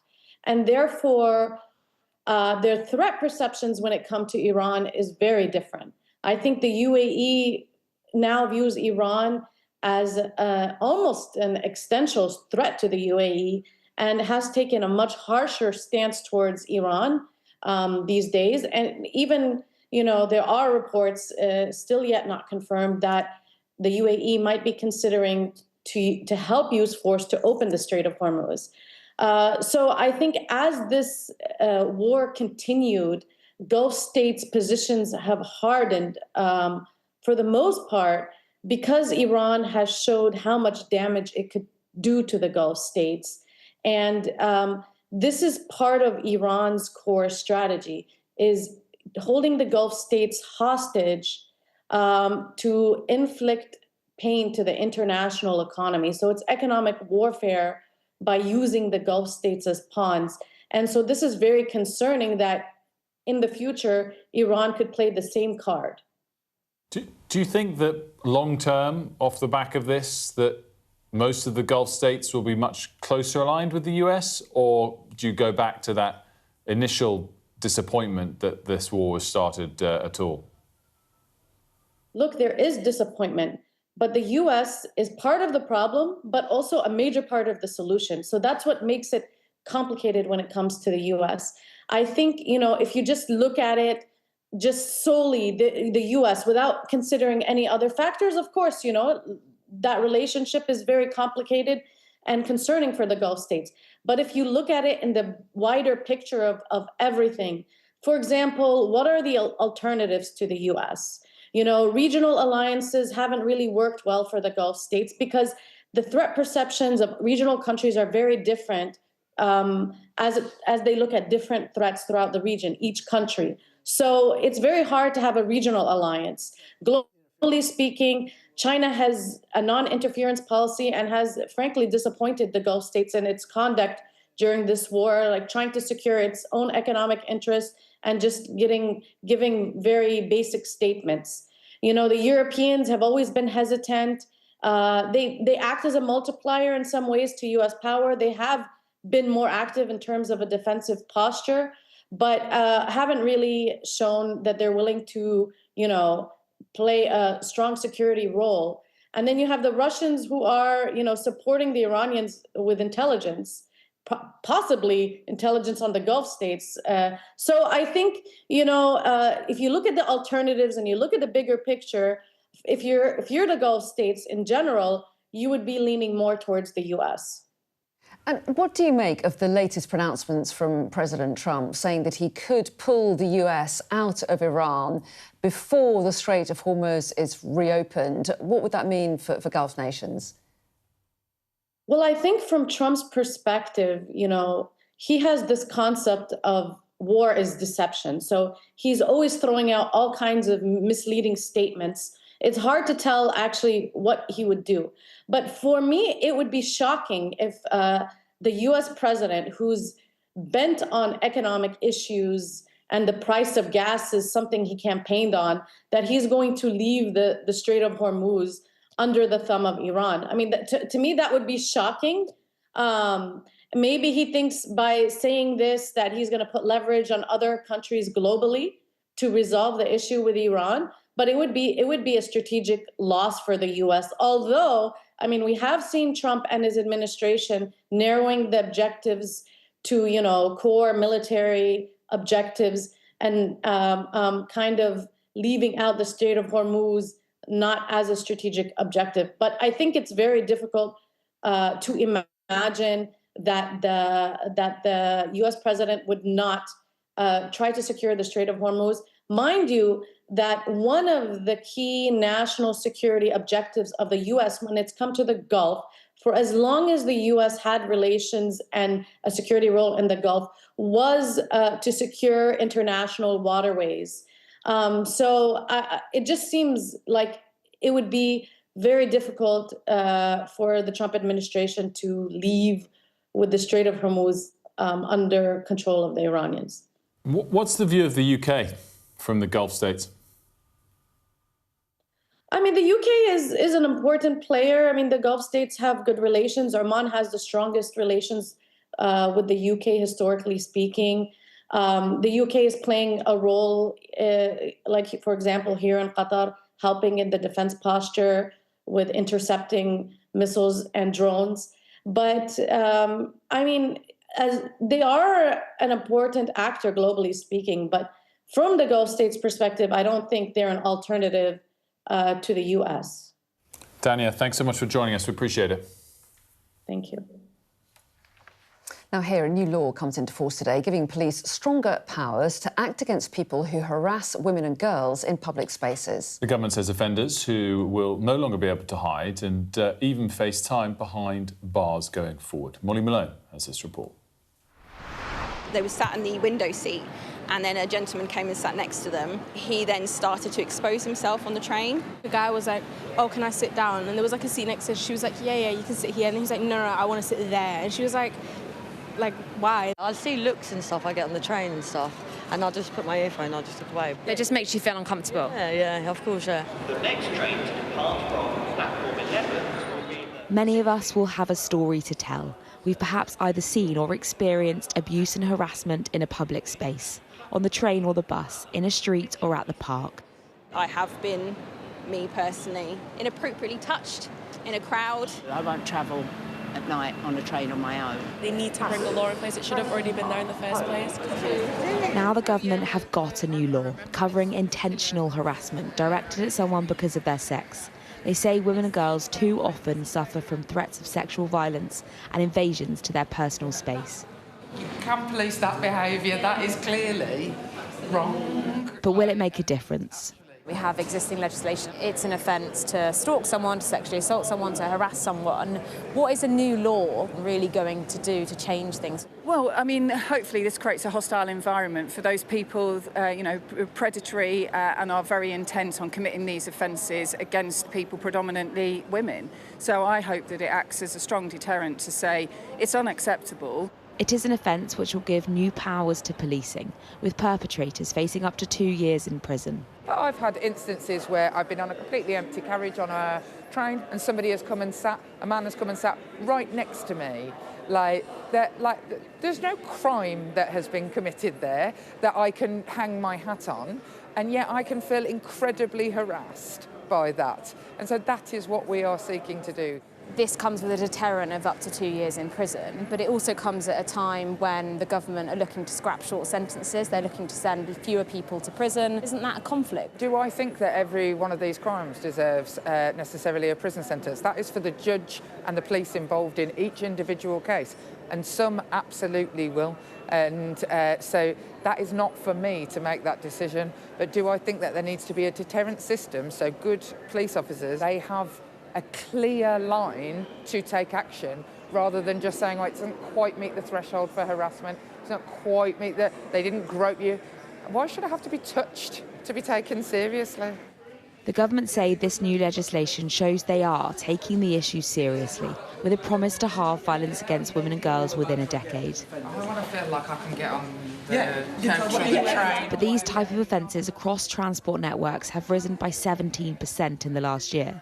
Some of that's because of increased reporting, but victims feel much of this is also about our society, changing behaviours and attitudes. Molly Malone, Sky News. Now, something we haven't talked about perhaps enough of late is medicine supplies. India is often dubbed the world's pharmacy, manufacturing global supplies of many drugs. Well, the head of NHS England has said that he's really worried about the UK's supply. So let's find out a little bit more about this. We're joined by healthcare and pharma supply chain strategist Frank van Gelder. Very good morning to you. Thanks for talking to us. What do you make of the head of the NHS in England saying that he's really worried about medicine supply issues? Is he right to be, in your view? I think I can understand that he's worried. I think we are today not there yet. We are 4 weeks in the crisis. That means that most of the hospitals have about supplies for about 6 weeks to 3 months. So when this conflict lasts longer, then we will see definitely some issues. In the beginning, we will see now first spikes in costs of logistics, costs in helium, which is a gas that we really need in healthcare. But that's only cost. The real supplies will be affected, let us say, within this and 2 months. Have we shifted the scale of our supply chains and domestic production levels in the UK and Europe more broadly since the pandemic, or only very marginally?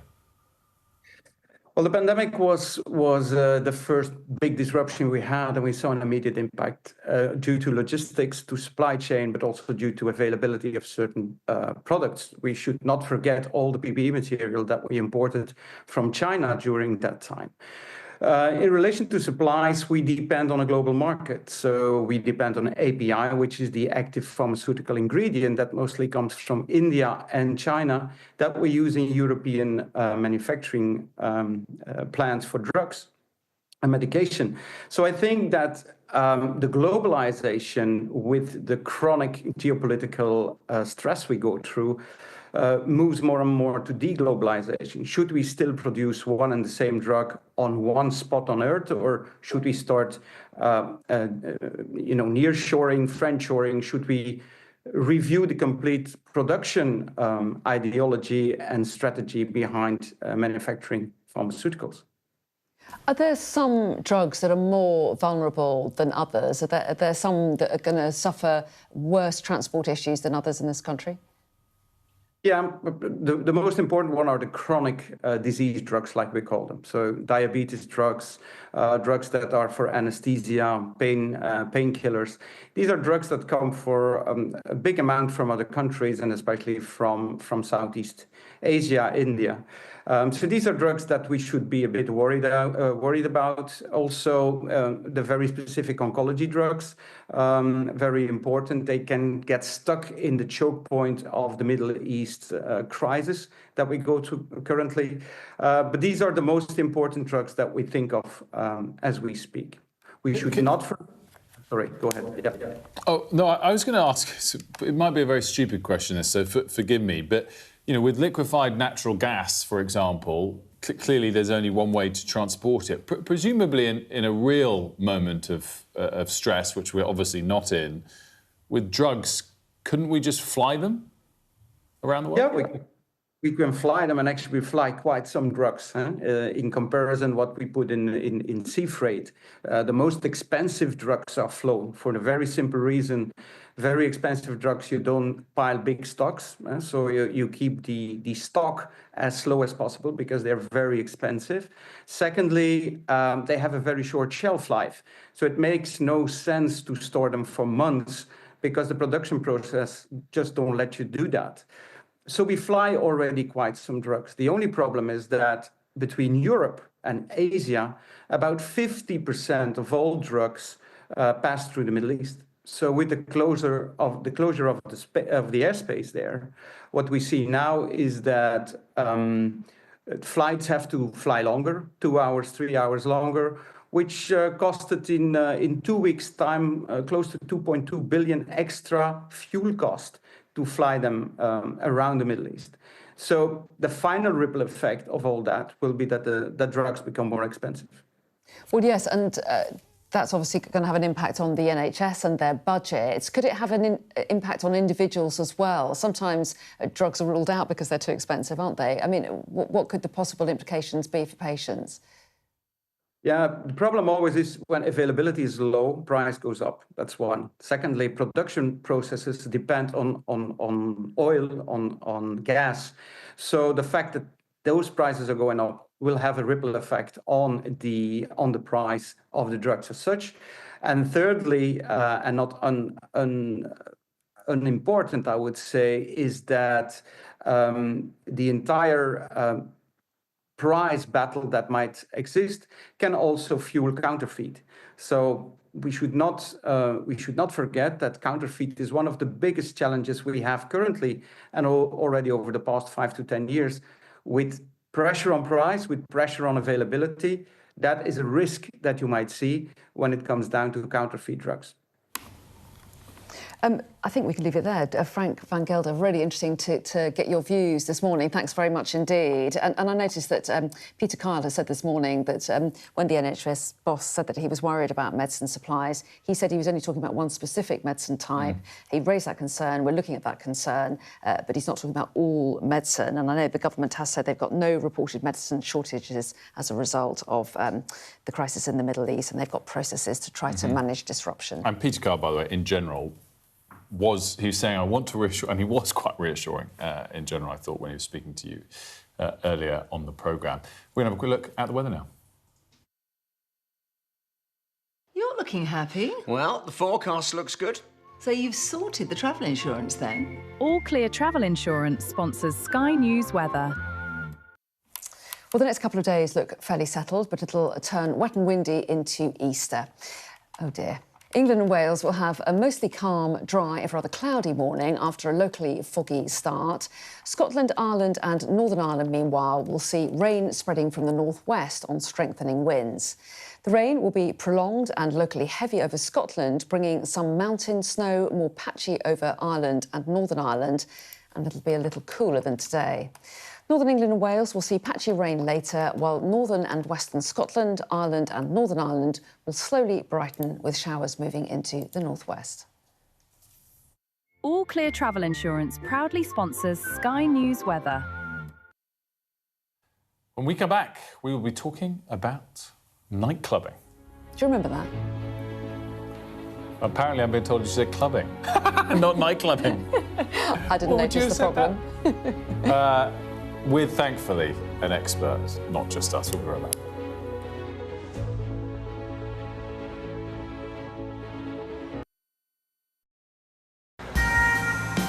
This is how you travel when the mafia wants to kill you.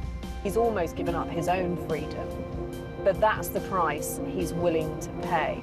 Here, they don't just arrest and Ndrangheta mafia members, they also live among them. Time after time, I've seen the devastating impact of extreme weather and climate change. We don't have much snow at the moment. They've had a warm spring and exceptionally hot summer, and that means they're expecting to lose more than 3 times the amount of ice than they usually do. Flames are still forcing people from their homes and leaving many questioning their futures.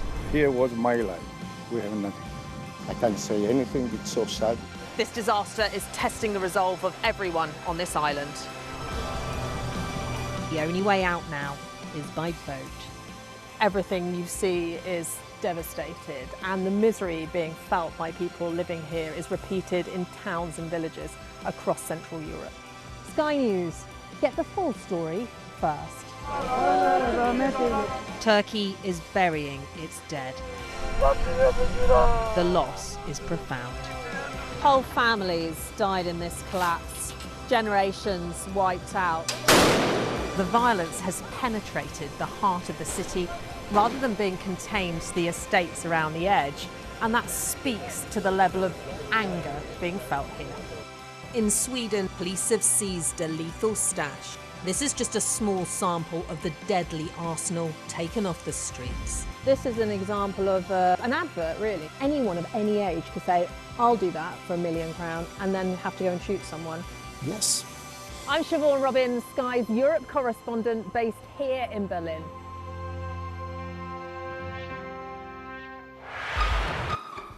We've got your Sunday mornings covered.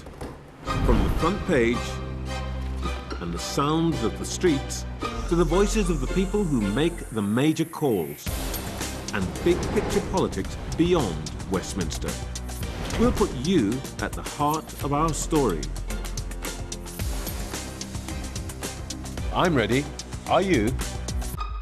Join me, Trevor Phillips, Sunday mornings on Sky News. The best thing about being a Sky News journalist? They call him the king of the jungle. Being a Sky News journalist. Yusra Al-Baghir has this report. And this is what's left of it. As a woman of colour, how did the Harris campaign speak to you? People risk their lives to speak to us for this report. Mr. Zuma, Sky News. We're trying to see as much as we can. Now, if you're partial to a night out, you'll want to listen up here. Wilf? Actually, we can't have nights out. It's become really, a bit of a joke hours. that I can't stay up beyond sometimes 9 p.m. on a weekend. Well, that's not bad. That's pretty late. Anyway, the industry already been hit hard, of course, in recent years by COVID and other threats to the hospitality industry, and it's facing another problem as there's a big hike in business rates today. Yeah, Katie Spencer went to Soho to see how even the epicentre of British nightlife is suffering. Are we killing this country's nightlife? Late nights, sticky floors and cheap drinks. There was a time when staying out didn't break the bank and you didn't have to search for somewhere that was open. Nowadays, it's a bit different. So we're here in Soho, midweek admittedly, but despite this being central London, unless you know where to go, sometimes it can feel like things wind up a little bit early here. If you go to other countries, even where I'm from, Lebanon, you party until 1 p.m. We've been kicked out of the best club in London at 12 o'clock. It gets to midnight, you want to go out a little bit longer. Yeah. It's a shame. Spend at least 100 quid here, like, if I was going on night out, definitely. Back in the day, too many DJs brought indie kids and club kids together. DJing, late 90s, early 2000s, there was an infrastructure of clubs and venues that we benefited from, let alone the fact that it was pre-Brexit. So that the fact that would be gone in today's landscape is I think a huge loss for British culture. The drinks are still flowing at Jack Solomon's, but more than 1 in 4 late-night venues have shut their doors since COVID, creating what's been dubbed nighttime deserts in some areas. And if you think that sounds bad, you might need a stiff drink when you hear what the sector is now being hit with. It is quite the cocktail that Chancellor Rachel Reeves is expecting the nightlife sector to swallow. April's business rates increase is not just a few quid. Half of venues are facing increases of 50% or more. I'm so calm, I am so happy. While pubs and some music venues in England are being given a support package which amounts to a 15% discount, many venues are just having to suck it up, and some just can't see how they can. Our rates have gone up £150,000 is what we've got to find. We are talking 56% unplanned increase. But that understanding of how a business is going to find that money, it doesn't seem to be there. Mix in energy prices going up because of the Middle East, with consumers having less money, And Mike Hill from the Nighttime Industries Association says what we're witnessing is a massive redistribution of the tax burden onto a diminishing number of businesses. Are a lot of business owners telling you then that it's just not going to be possible to carry on? It's just unsustainable.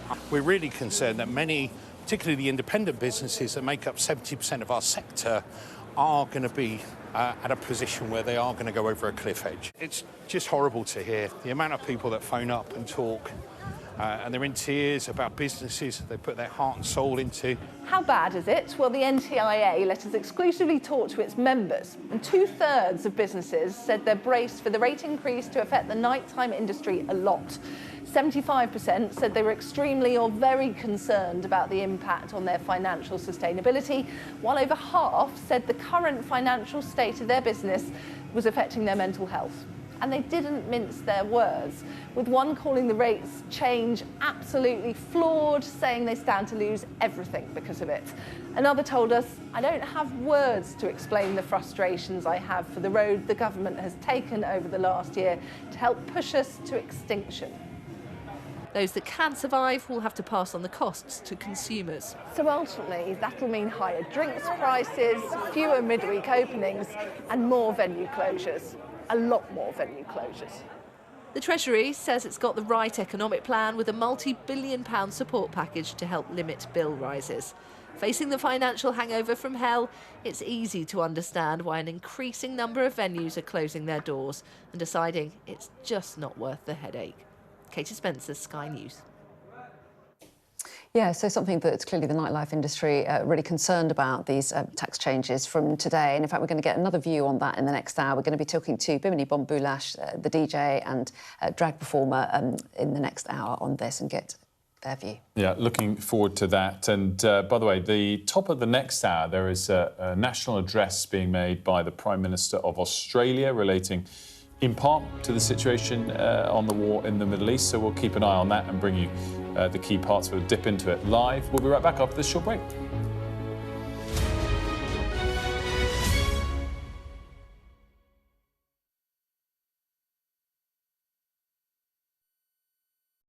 The best thing about being a Sky News journalist? I'm going to take you behind the scenes here for Election Night Live. They have gone up and up. Being a Sky News journalist. Ed Conway, Sky News, is anyone going to talk to us? Mortgage rates did go up very sharply during your time in office. Here it is. First off, just the scale of what we're looking at. Our data shows it's been happening. Question is, why it hasn't been stopped.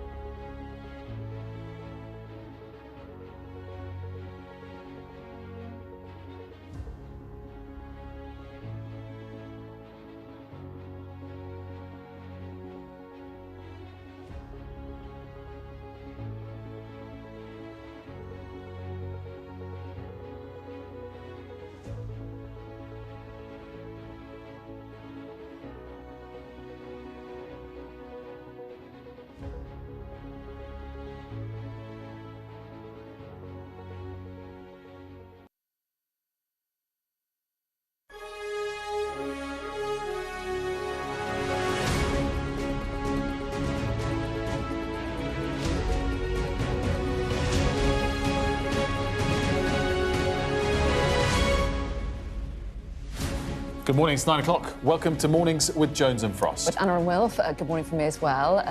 Let's get to it. The Iran war was a little detour, says President Trump, as he vows to leave in just a couple of weeks, regardless of if a deal has been reached to reopen the Strait of Hormuz. We had to take a little detour because we had a madman named Khomeini who sadly is no longer with us. So Keir Starmer holds a Downing Street news briefing this morning on the situation in the Middle East. We'll have that live. And the boss of Europe's biggest airline tells this programme if the war continues, up to 20% of jet fuel supplies could be at risk. Also today is the final countdown to the launch of Artemis 2. And will today's new tax hikes be the final nail in the coffin for Britain's nightlife? We'll be asking DJ and drag performer Bimini Bon Boulash.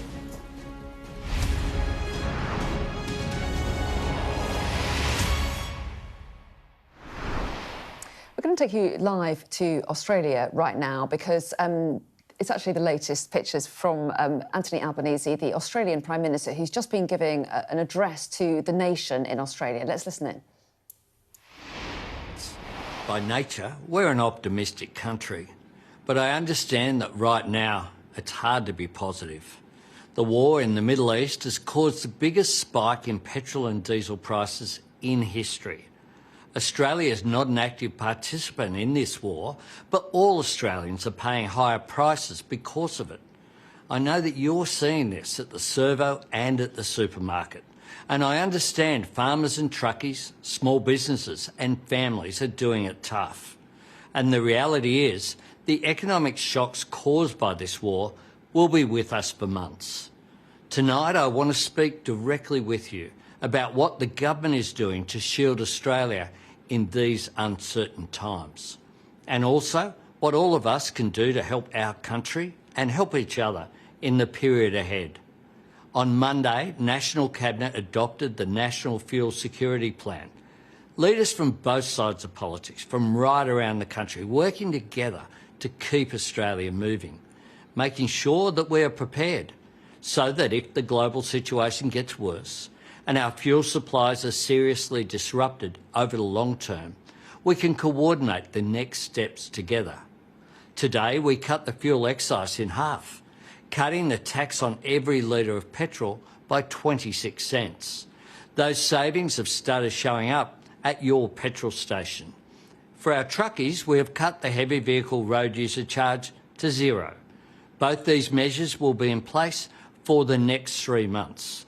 We are working to bring the price of fuel down, to make more fuel here and to keep it on shore, and get more fuel here, using our strong trading relationships with our region to bring more petrol, diesel and fertiliser to Australia.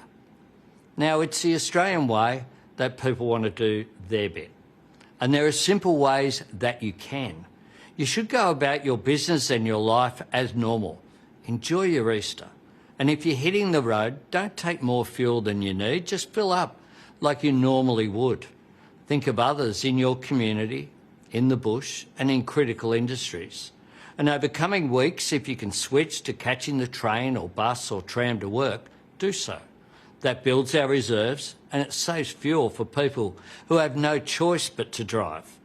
Farmers and miners and tradies who need diesel every single day. And all those shift workers and nurses who do so much for our country. The months ahead may not be easy. I want to be upfront about that. No government can promise to eliminate the pressures that this war is causing. I can promise we will do everything we can to protect Australia from the worst of it. These are uncertain times, but I'm absolutely certain of this. We will deal with these global challenges the Australian way, working together and looking after each other, as we always have. Thank you and good evening. So Anthony Albanese there, the Prime Minister of Australia, in an address to the nation on the situation in the Middle East, talking about what he said was the biggest spike in petrol and diesel prices in history in the country, and he said the economic shock would be with them for months. He talked about what the government was doing to try to ease the pain for people in the country, saying that they were cutting fuel excise duty in half for the next 3 months, were working to bring prices down and increase supply. But what was really interesting was when he talked about what the Australian people could do. He said it was the Australian way, that people wanted to do their bit.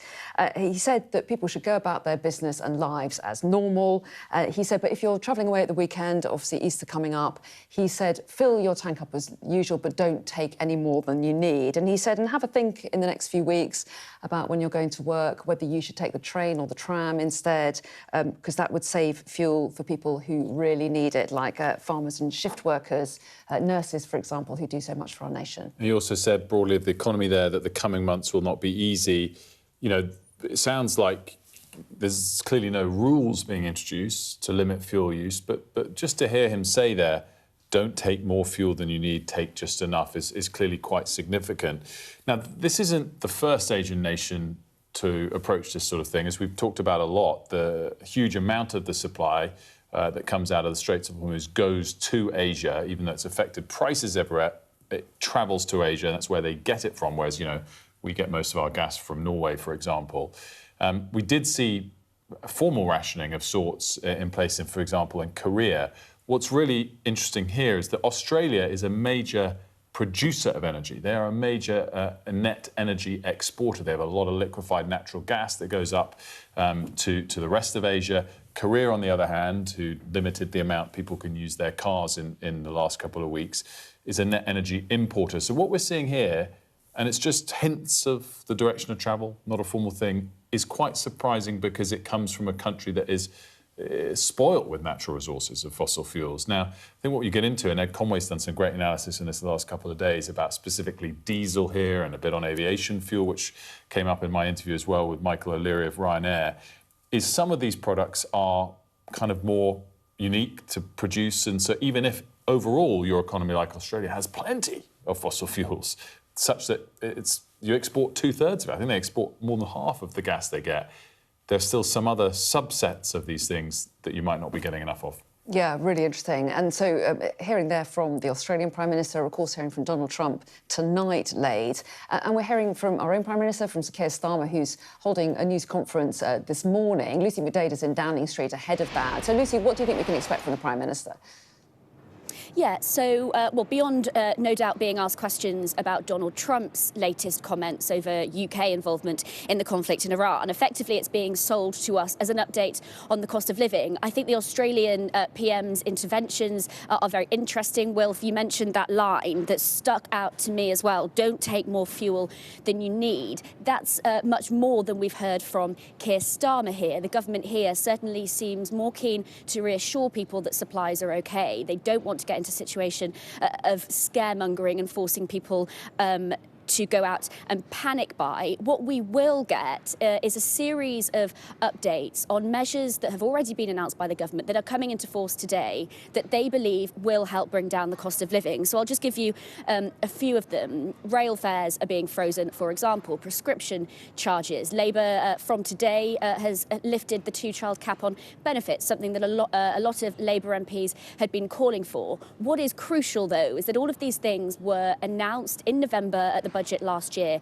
before this conflict started. Since then, of course, we've seen energy prices soar, pressure growing on the government to set out a plan of action to help people should the need arise. We've already seen one intervention, a support package for customers, the most vulnerable who rely on heating oil. But beyond that, the government is still yet to firm up any concrete plans. We know that this week they've continued discussions over what contingency plans they could make. The Chancellor just this morning has said that any further support would be means tested based on household income. What the government will, I'm sure, remind us of today is that for most energy customers, the price cap comes in, set by Ofgem. That will last until the end of June. I think for the government, this allows them to have time on their side. They know that most energy customers will be protected by this price cap, but there are real warnings from reputable energy analysts, Cornwall Insight, one of them, saying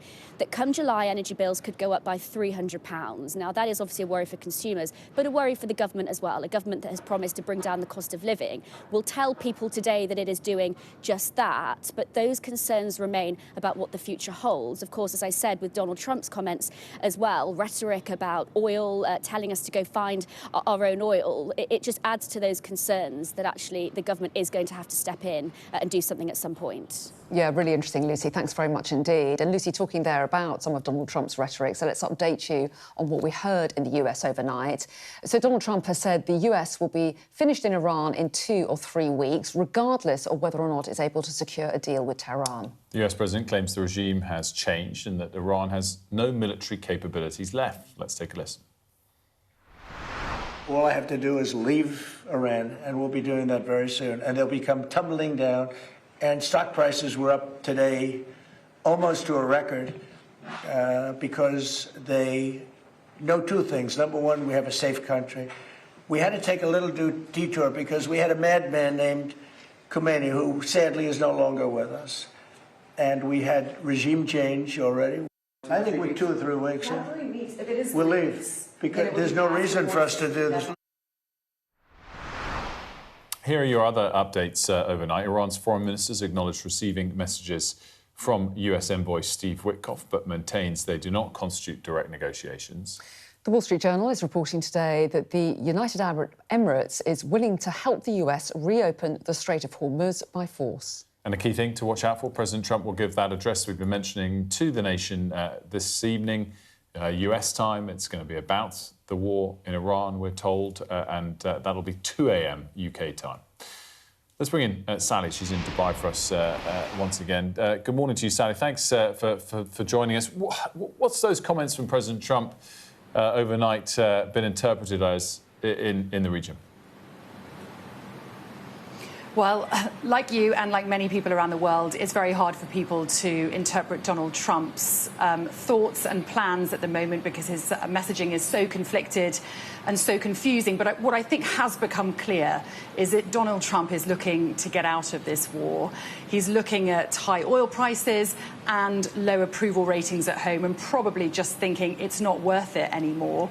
The question is, how is he going to dress this up as some sort of success so that he can find an off-ramp? We really don't know. But he said that his timeline is to pull out in the next 2 to 3 weeks. Well, in the grand scheme of things, that's still quite a long time when you look at what's happened already in 4.5 weeks of this war. So I think we can't rule anything out at this stage. We could still see Donald Trump escalate and use those Marines and paratroopers that he's deployed to the region. There's certainly a lot of speculation about that. And we could also see him call an end to the war and leave the mess when it comes to the Strait of Hormuz as someone else's problem to sort out. I think all eventualities are open right now. But I think it's very interesting that the Wall Street Journal has reported today that the UAE is considering getting involved in reopening the Strait of Hormuz by force. Now, I put that to my government contacts here this morning. They wouldn't be drawn on it, but they did issue a strongly worded statement which, criticised, obviously, these daily attacks that they've had now on the UAE in the last 4.5 weeks from their neighbours and the fact that domestic infrastructure and civilian infrastructure has been targeted. They also said the international community will not tolerate attacks on our sovereignty or the deliberate targeting of civilians and critical infrastructure, but no comment on the Strait of Hormuz. It's worth saying that the UAE has been hardest hit in this war. More missiles and drones have been fired at the UAE than any other country in the last 4.5 weeks, including Israel. And we've seen an uptick in the last few days, nearly 50 cruise and ballistic missiles and drones were fired at the UAE yesterday. Now, I've spoken to an intelligence source this morning to get their take on the Strait of Hormuz situation, and they've said that, Iran has become emboldened in this war. They're now trying to seek some sort of legal jurisdiction when it comes to creating some sort of toll booth for ships to pass safely through the Strait of Hormuz. Not only is that a violation of international law, but this intelligence source said, Gulf states will not tolerate this because it's not just choking the global economy when it comes to energy prices. It's having such a direct impact on the economy of Gulf states as well. So we'll have to see what happens in the next few weeks, whether Gulf states may get involved when it comes to the Strait of Hormuz. But it is high risk. Look at what's happened in the last 4.5 weeks in terms of how Iran has attacked their neighbours. And I think that's of great concern at the moment, that if America does pull out, it will be the likes of Gulf states that will be left to suffer the consequences. Sally, great stuff as always. Thanks so much for that. Sally Lockwood for us live in Dubai. Well, I spoke earlier to the boss of Ryanair, Europe's and the UK's biggest airline by passenger numbers, of course, Michael O'Leary. And we spoke to him about the impact the Iran war is having on his business and the possibility of aviation fuel shortages. If the war finishes, and the Straits of Hormuz reopen by the middle or end of April, then there's no risk to supply. If the war continues and the disruption to supply continues, we think there's a reasonable risk, at some low level, maybe 10, 20, 25% of our supplies might be at risk through May and June. So, like everybody else in the industry, we hope that this war ends sooner rather than later. At the moment, we're reasonably certain there'll be no disruption to supply until about the middle of May. And obviously, we would hope this war will finish before the end of April, and then I think the risk of disruption will go away. However, the risk of significantly higher prices will remain through May, April, June. We've seen already some of our competitor airlines are cancelling flights. They've reduced their capacity by about 5%. Both Wizz and EasyJet have cut capacity by about 5% through May and June. We haven't cut any flights. We think our supplies are secure, and we intend to continue to grow through this crisis. Well, I put some of those comments from Michael O'Leary to the Business and Trade Secretary, Peter Kyle, a bit earlier. We need to reassure people that right now there is no constraints, and that's what the industry is telling us. Into the long term, I can reassure you that the Energy Secretary, Ed Miliband, the Prime Minister, via the COBRA meetings and all the other meetings and assessments that he's making, are making assessments. We are working as a partner with the key industries, including aviation, and where we can act with them, we will. But you agree with his assessment there? Well, of course, if the Straits of Hormuz are closed into the long term, there may well be supply constraints. We are already looking at those scenarios, a whole range of different scenarios, and we are acting to make sure that we can have resilience in a different set of circumstances into the long term.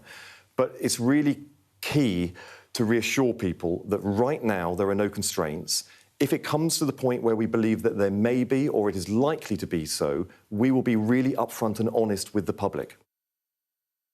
So what does this all mean for markets, all of these comments from President Trump in particular? And I'll tell you, the markets are sort of struggling to work out precisely what they mean, but they have certainly moved in a favourable direction in the last 12 hours. Oil prices, as we stand, are at 101.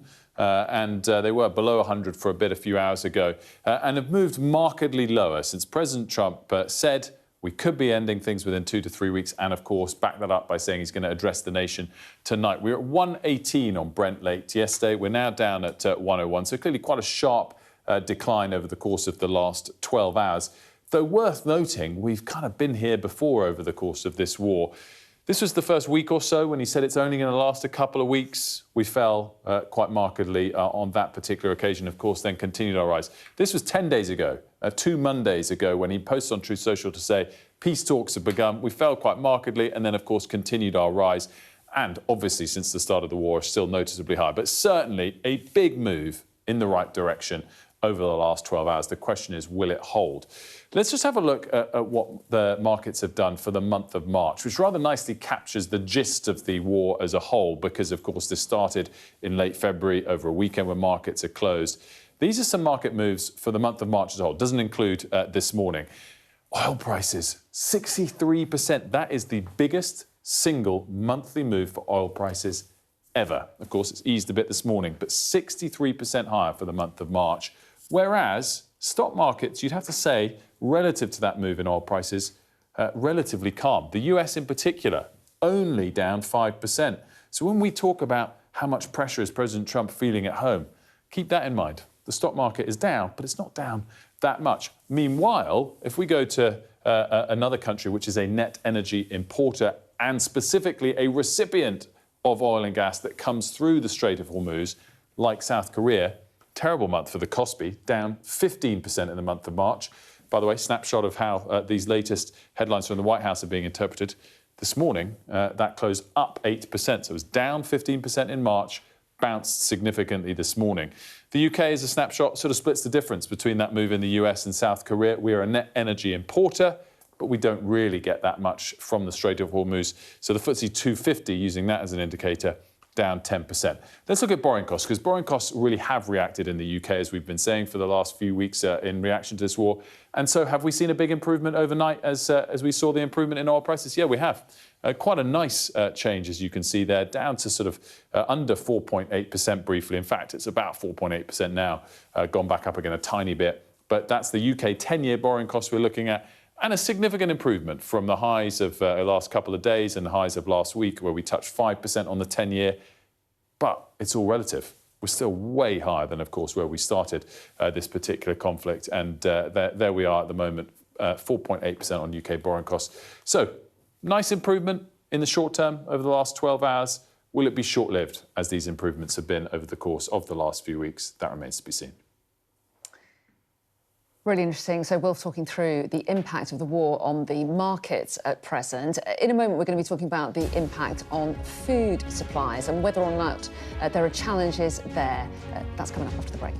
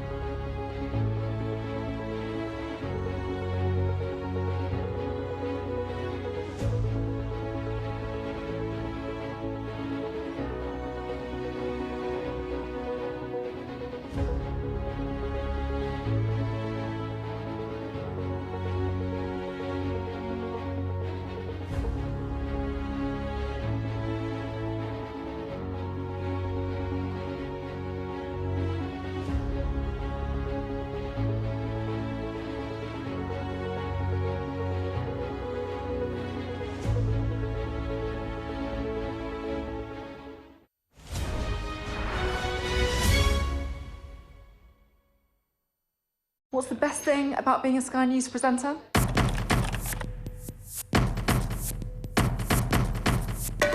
We've done the work and the reading, so you don't have to. Being a Sky News presenter. Hello and welcome. Westminster, the heart of British politics. I'm so sorry about what happened to you. So what on earth is going on? It's not true. Can I tell you what I think? It's really unusual. Mornings with Ridge and Frost. Let's crack on. Let's get started. What's the best thing about being a Sky News journalist? Who's funnier? Being a Sky News journalist. A special edition of The World with me, Yalda Hakim. Pakistan has the right to respond. You're like, what? Historic day here today. Congratulations, this is a huge moment. But what happens now? Let's take a look at some of the impacts of the war in the Middle East. Oil and gas supply, of course, one thing. Also, some questions being raised long-term about how it might impact food supplies and prices. Yeah, let's bring in Professor Tim Lang, who's been investigating UK preparedness for food shortages. A very good morning to you. Thanks so much. How concerned should we be about the prospect of food shortages, and how prepared do you think the UK is for the potential? Good morning. How concerned should we be? Yes, we should be, but not because of this, because it's always an issue, and Britain tends to be very complacent and has indeed a century and a half or more of complacency about food. It goes back to our imperial past of always assuming other people would feed us. We've actually been fed for the last 50 years what we don't produce ourselves from the European Union. We've left it. We've made trade more difficult. We're still basically getting that same amount of food, but it's more difficult. And now we get shocks like this.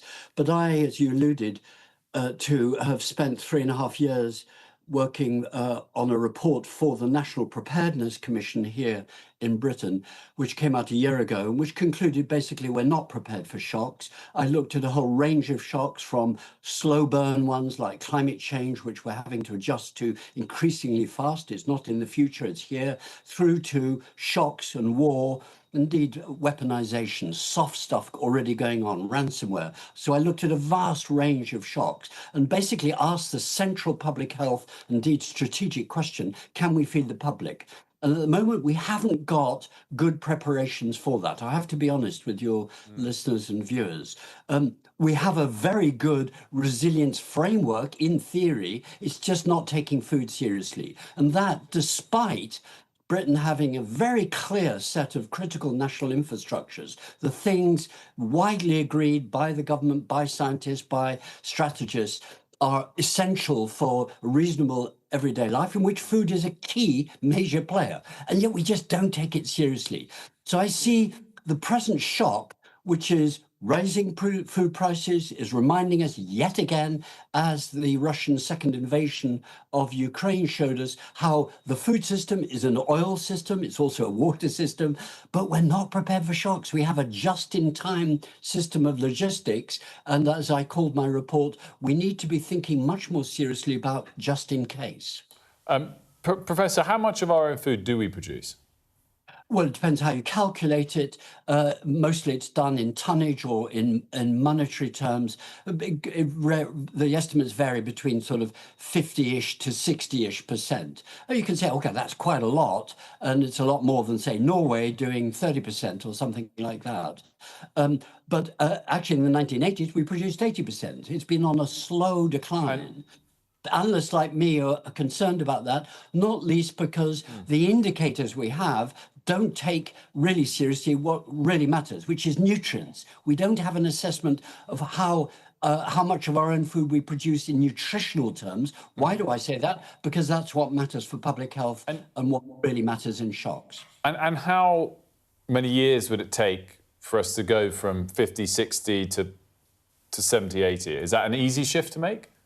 No, it's not an easy shift to take, but we have track record there again. In 1916, we started having to do it, and it was wound back. You know, big business institutions didn't like it, didn't like more food coming from Britain. They were happy to be making money from the trade, even though it had been exposed as very, very dangerous. Long trade routes are easily vulnerable. And in fact, Britain and Germany vied with each other in who could blockade each other most in World War I. And then that happened all over again in World War II. But in World War II, we started in 1939 with 30% home production, and in 6 years in terrible conditions, doubled it. We're now better than that, but the public is much more accepting and assumes food is just there all the time. So in the sense, we're dealing with a very different cultural situation now, where people they don't think about food at all. Unless you're poor, unless you're on low incomes, 1 in 6 households not having enough money to buy a reasonable diet in any way,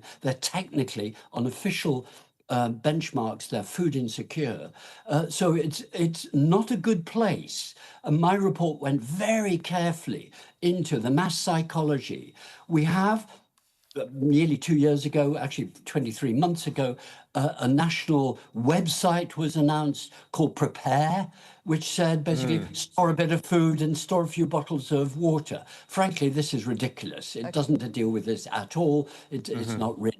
It's not good advice in the first place. So gently, what I was saying, actually very forcibly, but very politely and with oodles of evidence. It's a huge report, my Just In Case report, 380 pages, lots of recommendations that came from me doing enormous long-term interviews with very, very senior people, all anonymized. I wanted them to be very clear, really think. So we're not in a good place, basically. We're not. Professor Tim Lang, really interesting to get your take on this. Thanks very much indeed. Thank you. And actually, as Professor Lang was speaking there, the Food and Drink Federation put out, they represent food and drink manufacturers, they put out their latest forecast for food price inflation. They're saying that it will reach at least 9% by the end of 2026. And this, they say, is an update based on assumptions that the Strait of Hormuz opens within 2 to 3 weeks and energy production in the Middle East returns to normal within a year. So with those provisos, they're expecting food inflation to be at least 9% by the end of 2026. Of course, a reminder, the Prime Minister addressing the nation at 10 a.m. this morning. 10:15, been updated very quickly by our producers on the mark. He's on it. 10:15, we'll building up to it, of course, though, on Sky News today from 10 as well. When we come back here, we'll have all of today's latest news. We'll also be discussing the impact on clubbing, not night clubbing, and of, in particular, rising business rates. We'll be right back.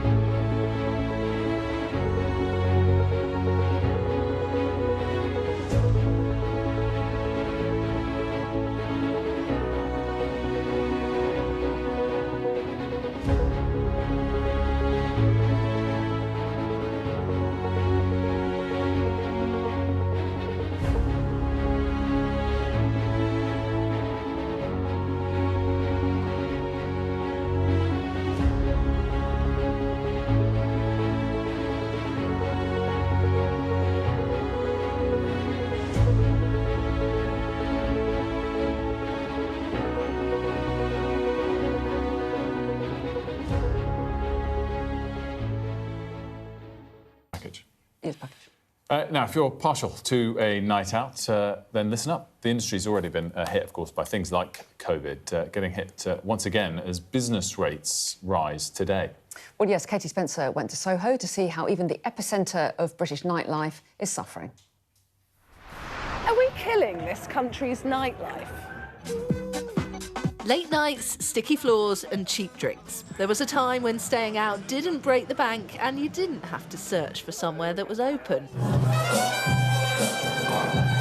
Nowadays, it's a bit different. So we're here in Soho, midweek admittedly, but despite this being central London, unless you know where to go, sometimes it can feel like things wind up a little bit early here. If you go to other countries, even where I'm from, Lebanon, you party until 1 p.m. We've been kicked out of the best club in London at 12 o'clock. It gets to midnight, you want to go out a little bit longer. Yeah. It's a shame. Spend at least 100 quid here, like, if I was going on night out, definitely. Back in the day, too many DJs brought indie kids and club kids together. DJing, late 90s, early 2000s, there was an infrastructure of clubs and venues that we benefited from.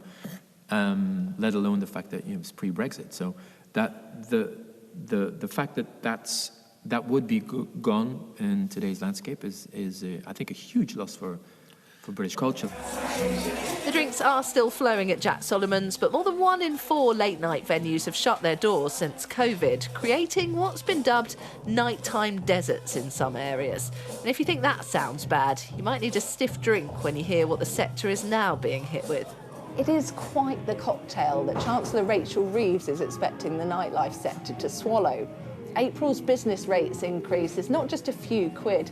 Half of venues are facing increases of 50% or more. I'm so calm, I am so happy. While pubs and some music venues in England are being given a support package which amounts to a 15% discount, many venues are just having to suck it up, and some just can't see how they can. Our rates have gone up £150,000 is what we've got to find. We are talking 56% unplanned increase. But that understanding of how a business is going to find that money, it doesn't seem to be there. Mix in energy prices going up because of the Middle East, with consumers having less money, and Mike Hill from the Nighttime Industries Association says what we're witnessing is a massive redistribution of the tax burden onto a diminishing number of businesses. Are a lot of business owners telling you then that it's just not going to be possible to carry on? It's just unsustainable. We're really concerned that many, particularly the independent businesses that make up 70% of our sector, are going to be at a position where they are going to go over a cliff edge. It's just horrible to hear the amount of people that phone up and talk and they're in tears about businesses they put their heart and soul into. How bad is it? Well, the NTIA let us exclusively talk to its members, and 2/3 of businesses said they're braced for the rate increase to affect the nighttime industry a lot. 75% said they were extremely or very concerned about the impact on their financial sustainability, while over half said the current financial state of their business was affecting their mental health. And they didn't mince their words, with one calling the rates change absolutely flawed, saying they stand to lose everything because of it. Another told us, I don't have words to explain the frustrations I have for the road the government has taken over the last year to help push us to extinction. Those that can survive will have to pass on the costs to consumers. So ultimately, that'll mean higher drinks prices, fewer midweek openings, and more venue closures. A lot more venue closures. The Treasury says it's got the right economic plan with a multi-billion-pound support package to help limit bill rises. Facing the financial hangover from hell, it's easy to understand why an increasing number of venues are closing their doors and deciding it's just not worth the headache. Katie Spencer, Sky News. Well, I'm very pleased to say that we're joined now by DJ, activist and drag performer Bimini Bon Boulash. A very good morning to you. Thanks so much for talking to us. How much trouble do you think that the nightlife industry is in? As a performer, have you noticed a strain on venues? 100%. First of all, thank you for having me. I love to get involved in discussions about this because I think it's so important. I owe my entire career to nightclubs and I owe my entire career to the economy. And since COVID, we've seen it declining. But for LGBTQ plus venues, we've lost over 50% since 2010. Since COVID, we've lost 20% of late night venues since March 2020. you know, and that's independent venues have been hit twice as hard. That's mad. We've got 53% of UK grassroots music venues made absolutely zero profit in 2025, which is really disheartening because that's where a lot of artists come from, you know, a lot of musicians, a lot of like young talent. They go to these venues and that's how they find their people, they thrive, they get to experiment. And without them, we're going to be losing so much culture, so much British culture that is so inherent within our communities, and that's what people love about us, you know, our fashion, our music, our style. Like, we've always been a bit ahead of that. So to see this happening, see the decline, it's been really, really disheartening, really, really sad. I know from the drag scene that has changed massively. There's just like people can't go out as much now. People can't afford to do it. So I think people are prioritizing other things, but we need places for people to go. It's not just about having a pint, you know, it's not just about that. It's about community. It's about coming together. It's about finding your people, and just having a good time. We need to do that, especially with what's going on right now.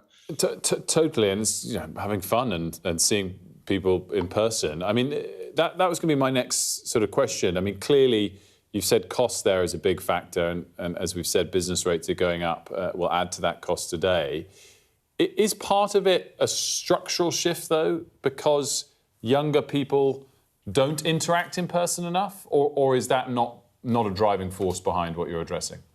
I mean, I feel like there's definitely, I'd say, even within the queer communities, the rise of apps, whether that be social media apps or whether that be more dating or dating apps, that has had an impact on the economy as well. If you're going out to pull, people don't have to do that as much anymore because they can just go on an app. So it's like people are going out less in that way. And then there's also the younger generation who are genuinely partying a bit less.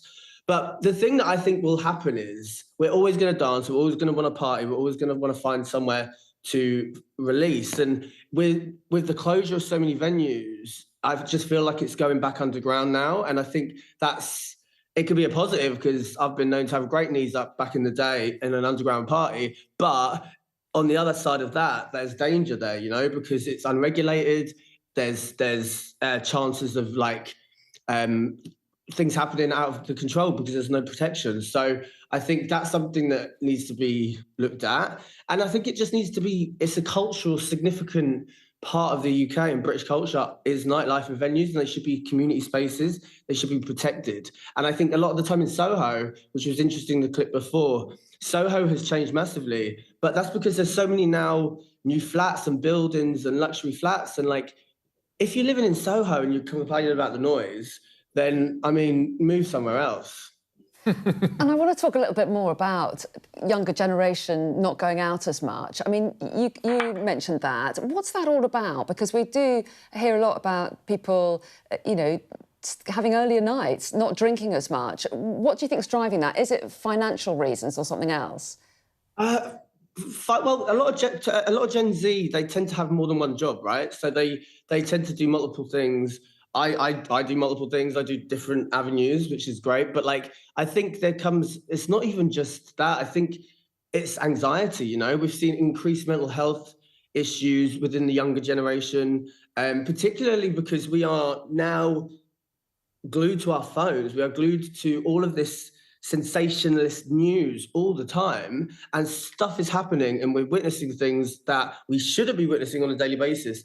And people just are afraid, you know. You're either comparing yourself to somebody else because of how they look, because we present these perfect lives on social media, or you're seeing war happening, or you're seeing devastation in countries, and you're seeing children like being taken away. Like, it's a wild time that we're in with the access to information that we have. So I think the younger generation, because they've grown up with these devices, it's kind of like another organ. It's a part of them, you know. So they're constantly on it, and they're seeing all of this. Therefore, they're more anxious and less likely to go out. Like the figures are there with the mental health concerns for younger generations, and it worries me.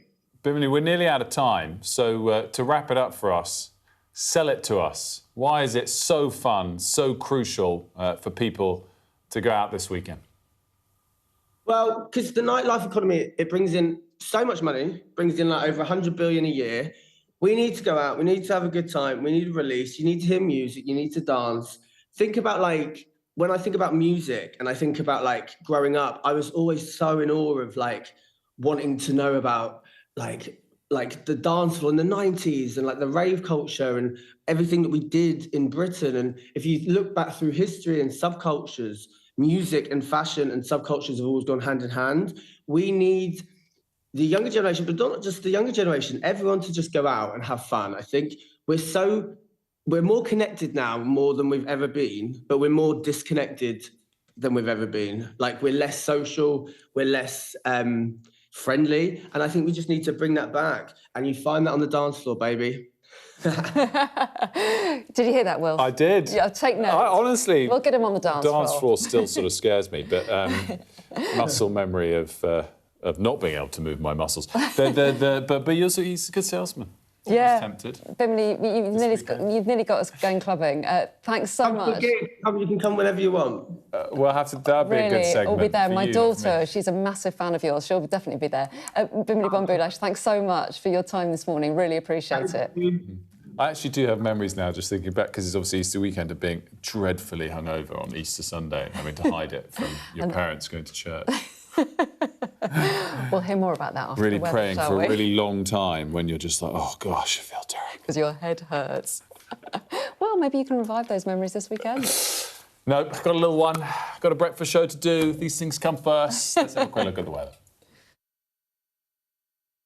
I hope we haven't forgotten anything. Travel insurance, I tick that box. Yeah, but remember what you forgot last year. All Clear Travel Insurance sponsors Sky News Weather. The next couple of days look fairly settled, but it'll turn wet and windy into Easter. England and Wales will have a mostly calm, dry, if rather cloudy morning after a locally foggy start. Scotland, Ireland and Northern Ireland, meanwhile, will see rain spreading from the northwest on strengthening winds. The rain will be prolonged and locally heavy over Scotland, bringing some mountain snow, more patchy over Ireland and Northern Ireland. It'll be a little cooler than today. Northern England and Wales will see patchy rain later, while northern and western Scotland, Ireland and Northern Ireland will slowly brighten, with showers moving into the northwest. All Clear Travel Insurance proudly sponsors Sky News Weather. Do stay with us, because coming up after the break, we're going to be talking to our correspondent, Molly Malone, talking about a new law coming into force which will give police stronger powers to act against, basically, people harassing women. So more on that in a moment.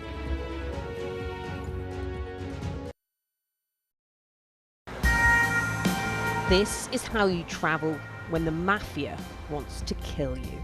He's almost given up his own freedom, but that's the price he's willing to pay. Here, they don't just arrest and Ndrangheta mafia members, they also live among them. Time after time, I've seen the devastating impact of extreme weather and climate change. We don't have much snow at the moment.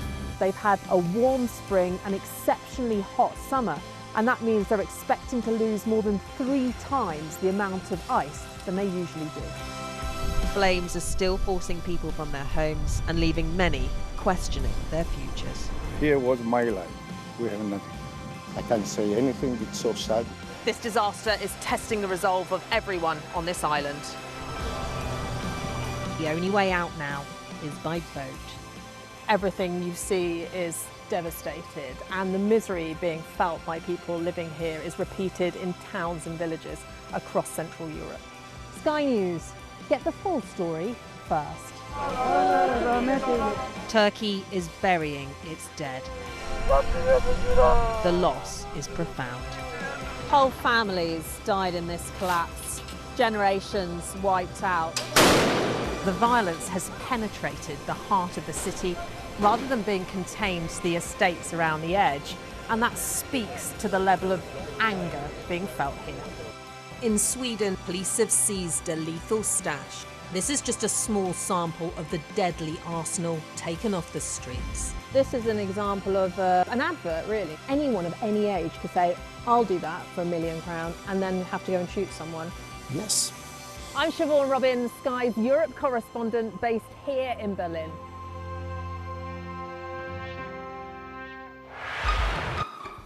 We've got your Sunday mornings covered. From the front page and the sounds of the streets to the voices of the people who make the major calls and big picture politics beyond Westminster. We'll put you at the heart of our story. I'm ready. Are you? Join me, Trevor Phillips, Sunday mornings on Sky News. The best thing about being a Sky News journalist? I'm going to take you behind the scenes here for Election Night Live. They have gone up and up. Being a Sky News journalist. Ed Conway, Sky News, is anyone going to talk to us? Mortgage rates did go up very sharply during your time in office. Here it is. First off, just the scale of what we're looking at. Our data shows it's been happening. Question is, why it hasn't been stopped. A new law comes into force today, giving police stronger powers to act against people who harass women and girls in public spaces. Well, Molly is here to tell us a little bit more about it. Hi there, Molly. Yeah, this is, I think, something that everyone will have a story about. They've either seen or perhaps experienced it themselves. And it's sort of hard to define, I think the government would say, which is why, in a way, it's taken this long to make it a specific offence, but it's a kind of everyday sort of behaviour that they want to sort of say to victims, you can report it on, even if it's a one-off. So we spent some time speaking to some women, mainly women, let's say, you know, it can be men as well, but it's mostly women in stations, in parks, on the street, and many of them said the same thing. I think we can hear my report now. They were sat in the window seat, and then a gentleman came and sat next to them. He then started to expose himself on the train. The guy was like, oh, can I sit down? And there was like a seat next to her. She was like, yeah, you can sit here. And he was like, no, I want to sit there. And she was like, why? I see looks and stuff I get on the train and stuff, and I'll just put my earphone and I'll just look away. It just makes you feel uncomfortable. Yeah, of course, yeah. The next train to depart from platform 11 will be... Many of us will have a story to tell. We've perhaps either seen or experienced abuse and harassment in a public space, on the train or the bus, in a street or at the park. I have been, me personally, inappropriately touched in a crowd. I won't travel at night on a train on my own. They need to bring the law in place. It should have already been there in the first place. Now the government have got a new law covering intentional harassment directed at someone because of their sex. They say women and girls too often suffer from threats of sexual violence and invasions to their personal space. You can police that behaviour. That is clearly wrong. But will it make a difference?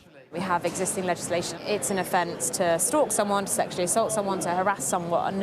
What is a new law really going to do to change things? Well, I mean, hopefully this creates a hostile environment for those people, you know, predatory and are very intent on committing these offences against people, predominantly women. So I hope that it acts as a strong deterrent to say it's unacceptable. It is an offence which will give new powers to policing, with perpetrators facing up to 2 years in prison. I've had instances where I've been on a completely empty carriage on a train and somebody has come and sat, a man has come and sat right next to me.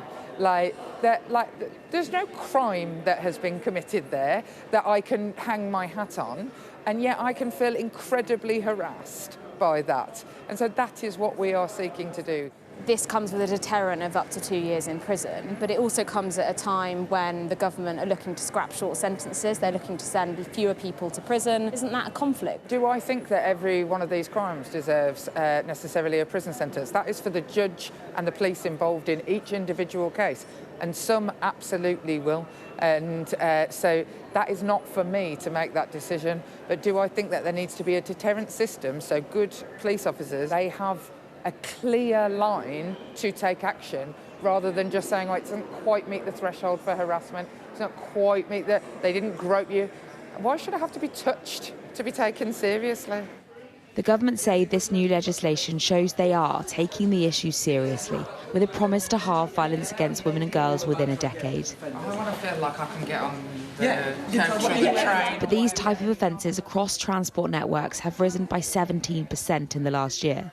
Some of that's because of increased reporting, but victims feel much of this is also about our society, changing behaviours and attitudes. Molly Malone, Sky News. And Molly, it is so interesting and really interesting going around talking to people. What reaction did you get from many of the people that you stopped when you asked about whether or not they'd been harassed and what their experiences were? To be honest, it's kind of what we were saying just now. It's like everyone becomes quite used to it. It's like, well, yeah, that happens all the time. That's just normal, isn't it? And actually, a lot of the time, people don't feel that they can report it because they think, how do you define what that actually is that's just happened? And I think this is the kind of point that the government are trying to make, because at the moment there's existing legislation, you know, and I put this to policing, and I also put it to Jess Phillips, like, you know, indecent exposure, sexual assault, harassment, all of these things are crimes already, but often in terms of prosecuting them, they rely on a pattern of behaviour. So you need to sort of prove that it's happened numerous times, you've been stalked, you've been followed, this has happened in the past, whereas actually they now want to say it can be a one-off, feel that you can get off the train and say, sometimes it's a guy, you know, not all the time, but actually he sat next to me and made me feel harassed. And look, sometimes someone will just choose to sit there, and it's not that you can prove that that's necessarily an offence, but they want to, I guess, bring it in to make it clear that actually it can be in certain circumstances. But I think there are some conflicts actually in the legislation and in the intention. One, as I alluded to, we have legislation already under the Public Order Act. There are numerous different offences. So I think people probably question if you've got this legislation in place, and sometimes, you know, this new offence comes with a potential deterrent of up to 2 years in prison. But some of these crimes that already exist, it's sort of up to 6 months. Often it's a fine. You know, it's like, is that really going to be a deterrent? And then latterly, on that point, 2 years in prison. At the same time, the government are scrapping short sentences. They're, you know, increasing the use of suspended sentences because they want to see fewer people behind bars because they don't have the space. I mean, I was going to sort of pick up on a different theme of that. What about policing capacity to pick up on these things in the short term? Yeah, and actually I spoke to Chief Constable British Transport Police there, and the problem's massive in that there's been a 17% rise in these type of offences in the last year. But police do have that legislation already. They have things in place. And so, as you point to, it's the police, you know, out on the beat proving it. It's like, how do you sort of follow that through? Often the victim might withdraw their consent to kind of go ahead with it or press charges, but also it's actually being able to spot it when there's lots of other things that are happening on the street day in, day out, and it's the time and the capacity to sort of proceed with it, I suppose. And also it relies on women coming forward and actually sharing their experience and not just thinking, I'm just so used to this, and putting up with it.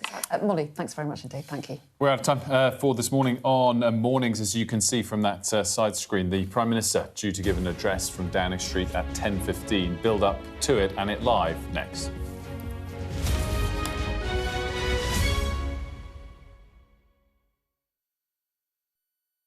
The best thing about being a Sky News journalist?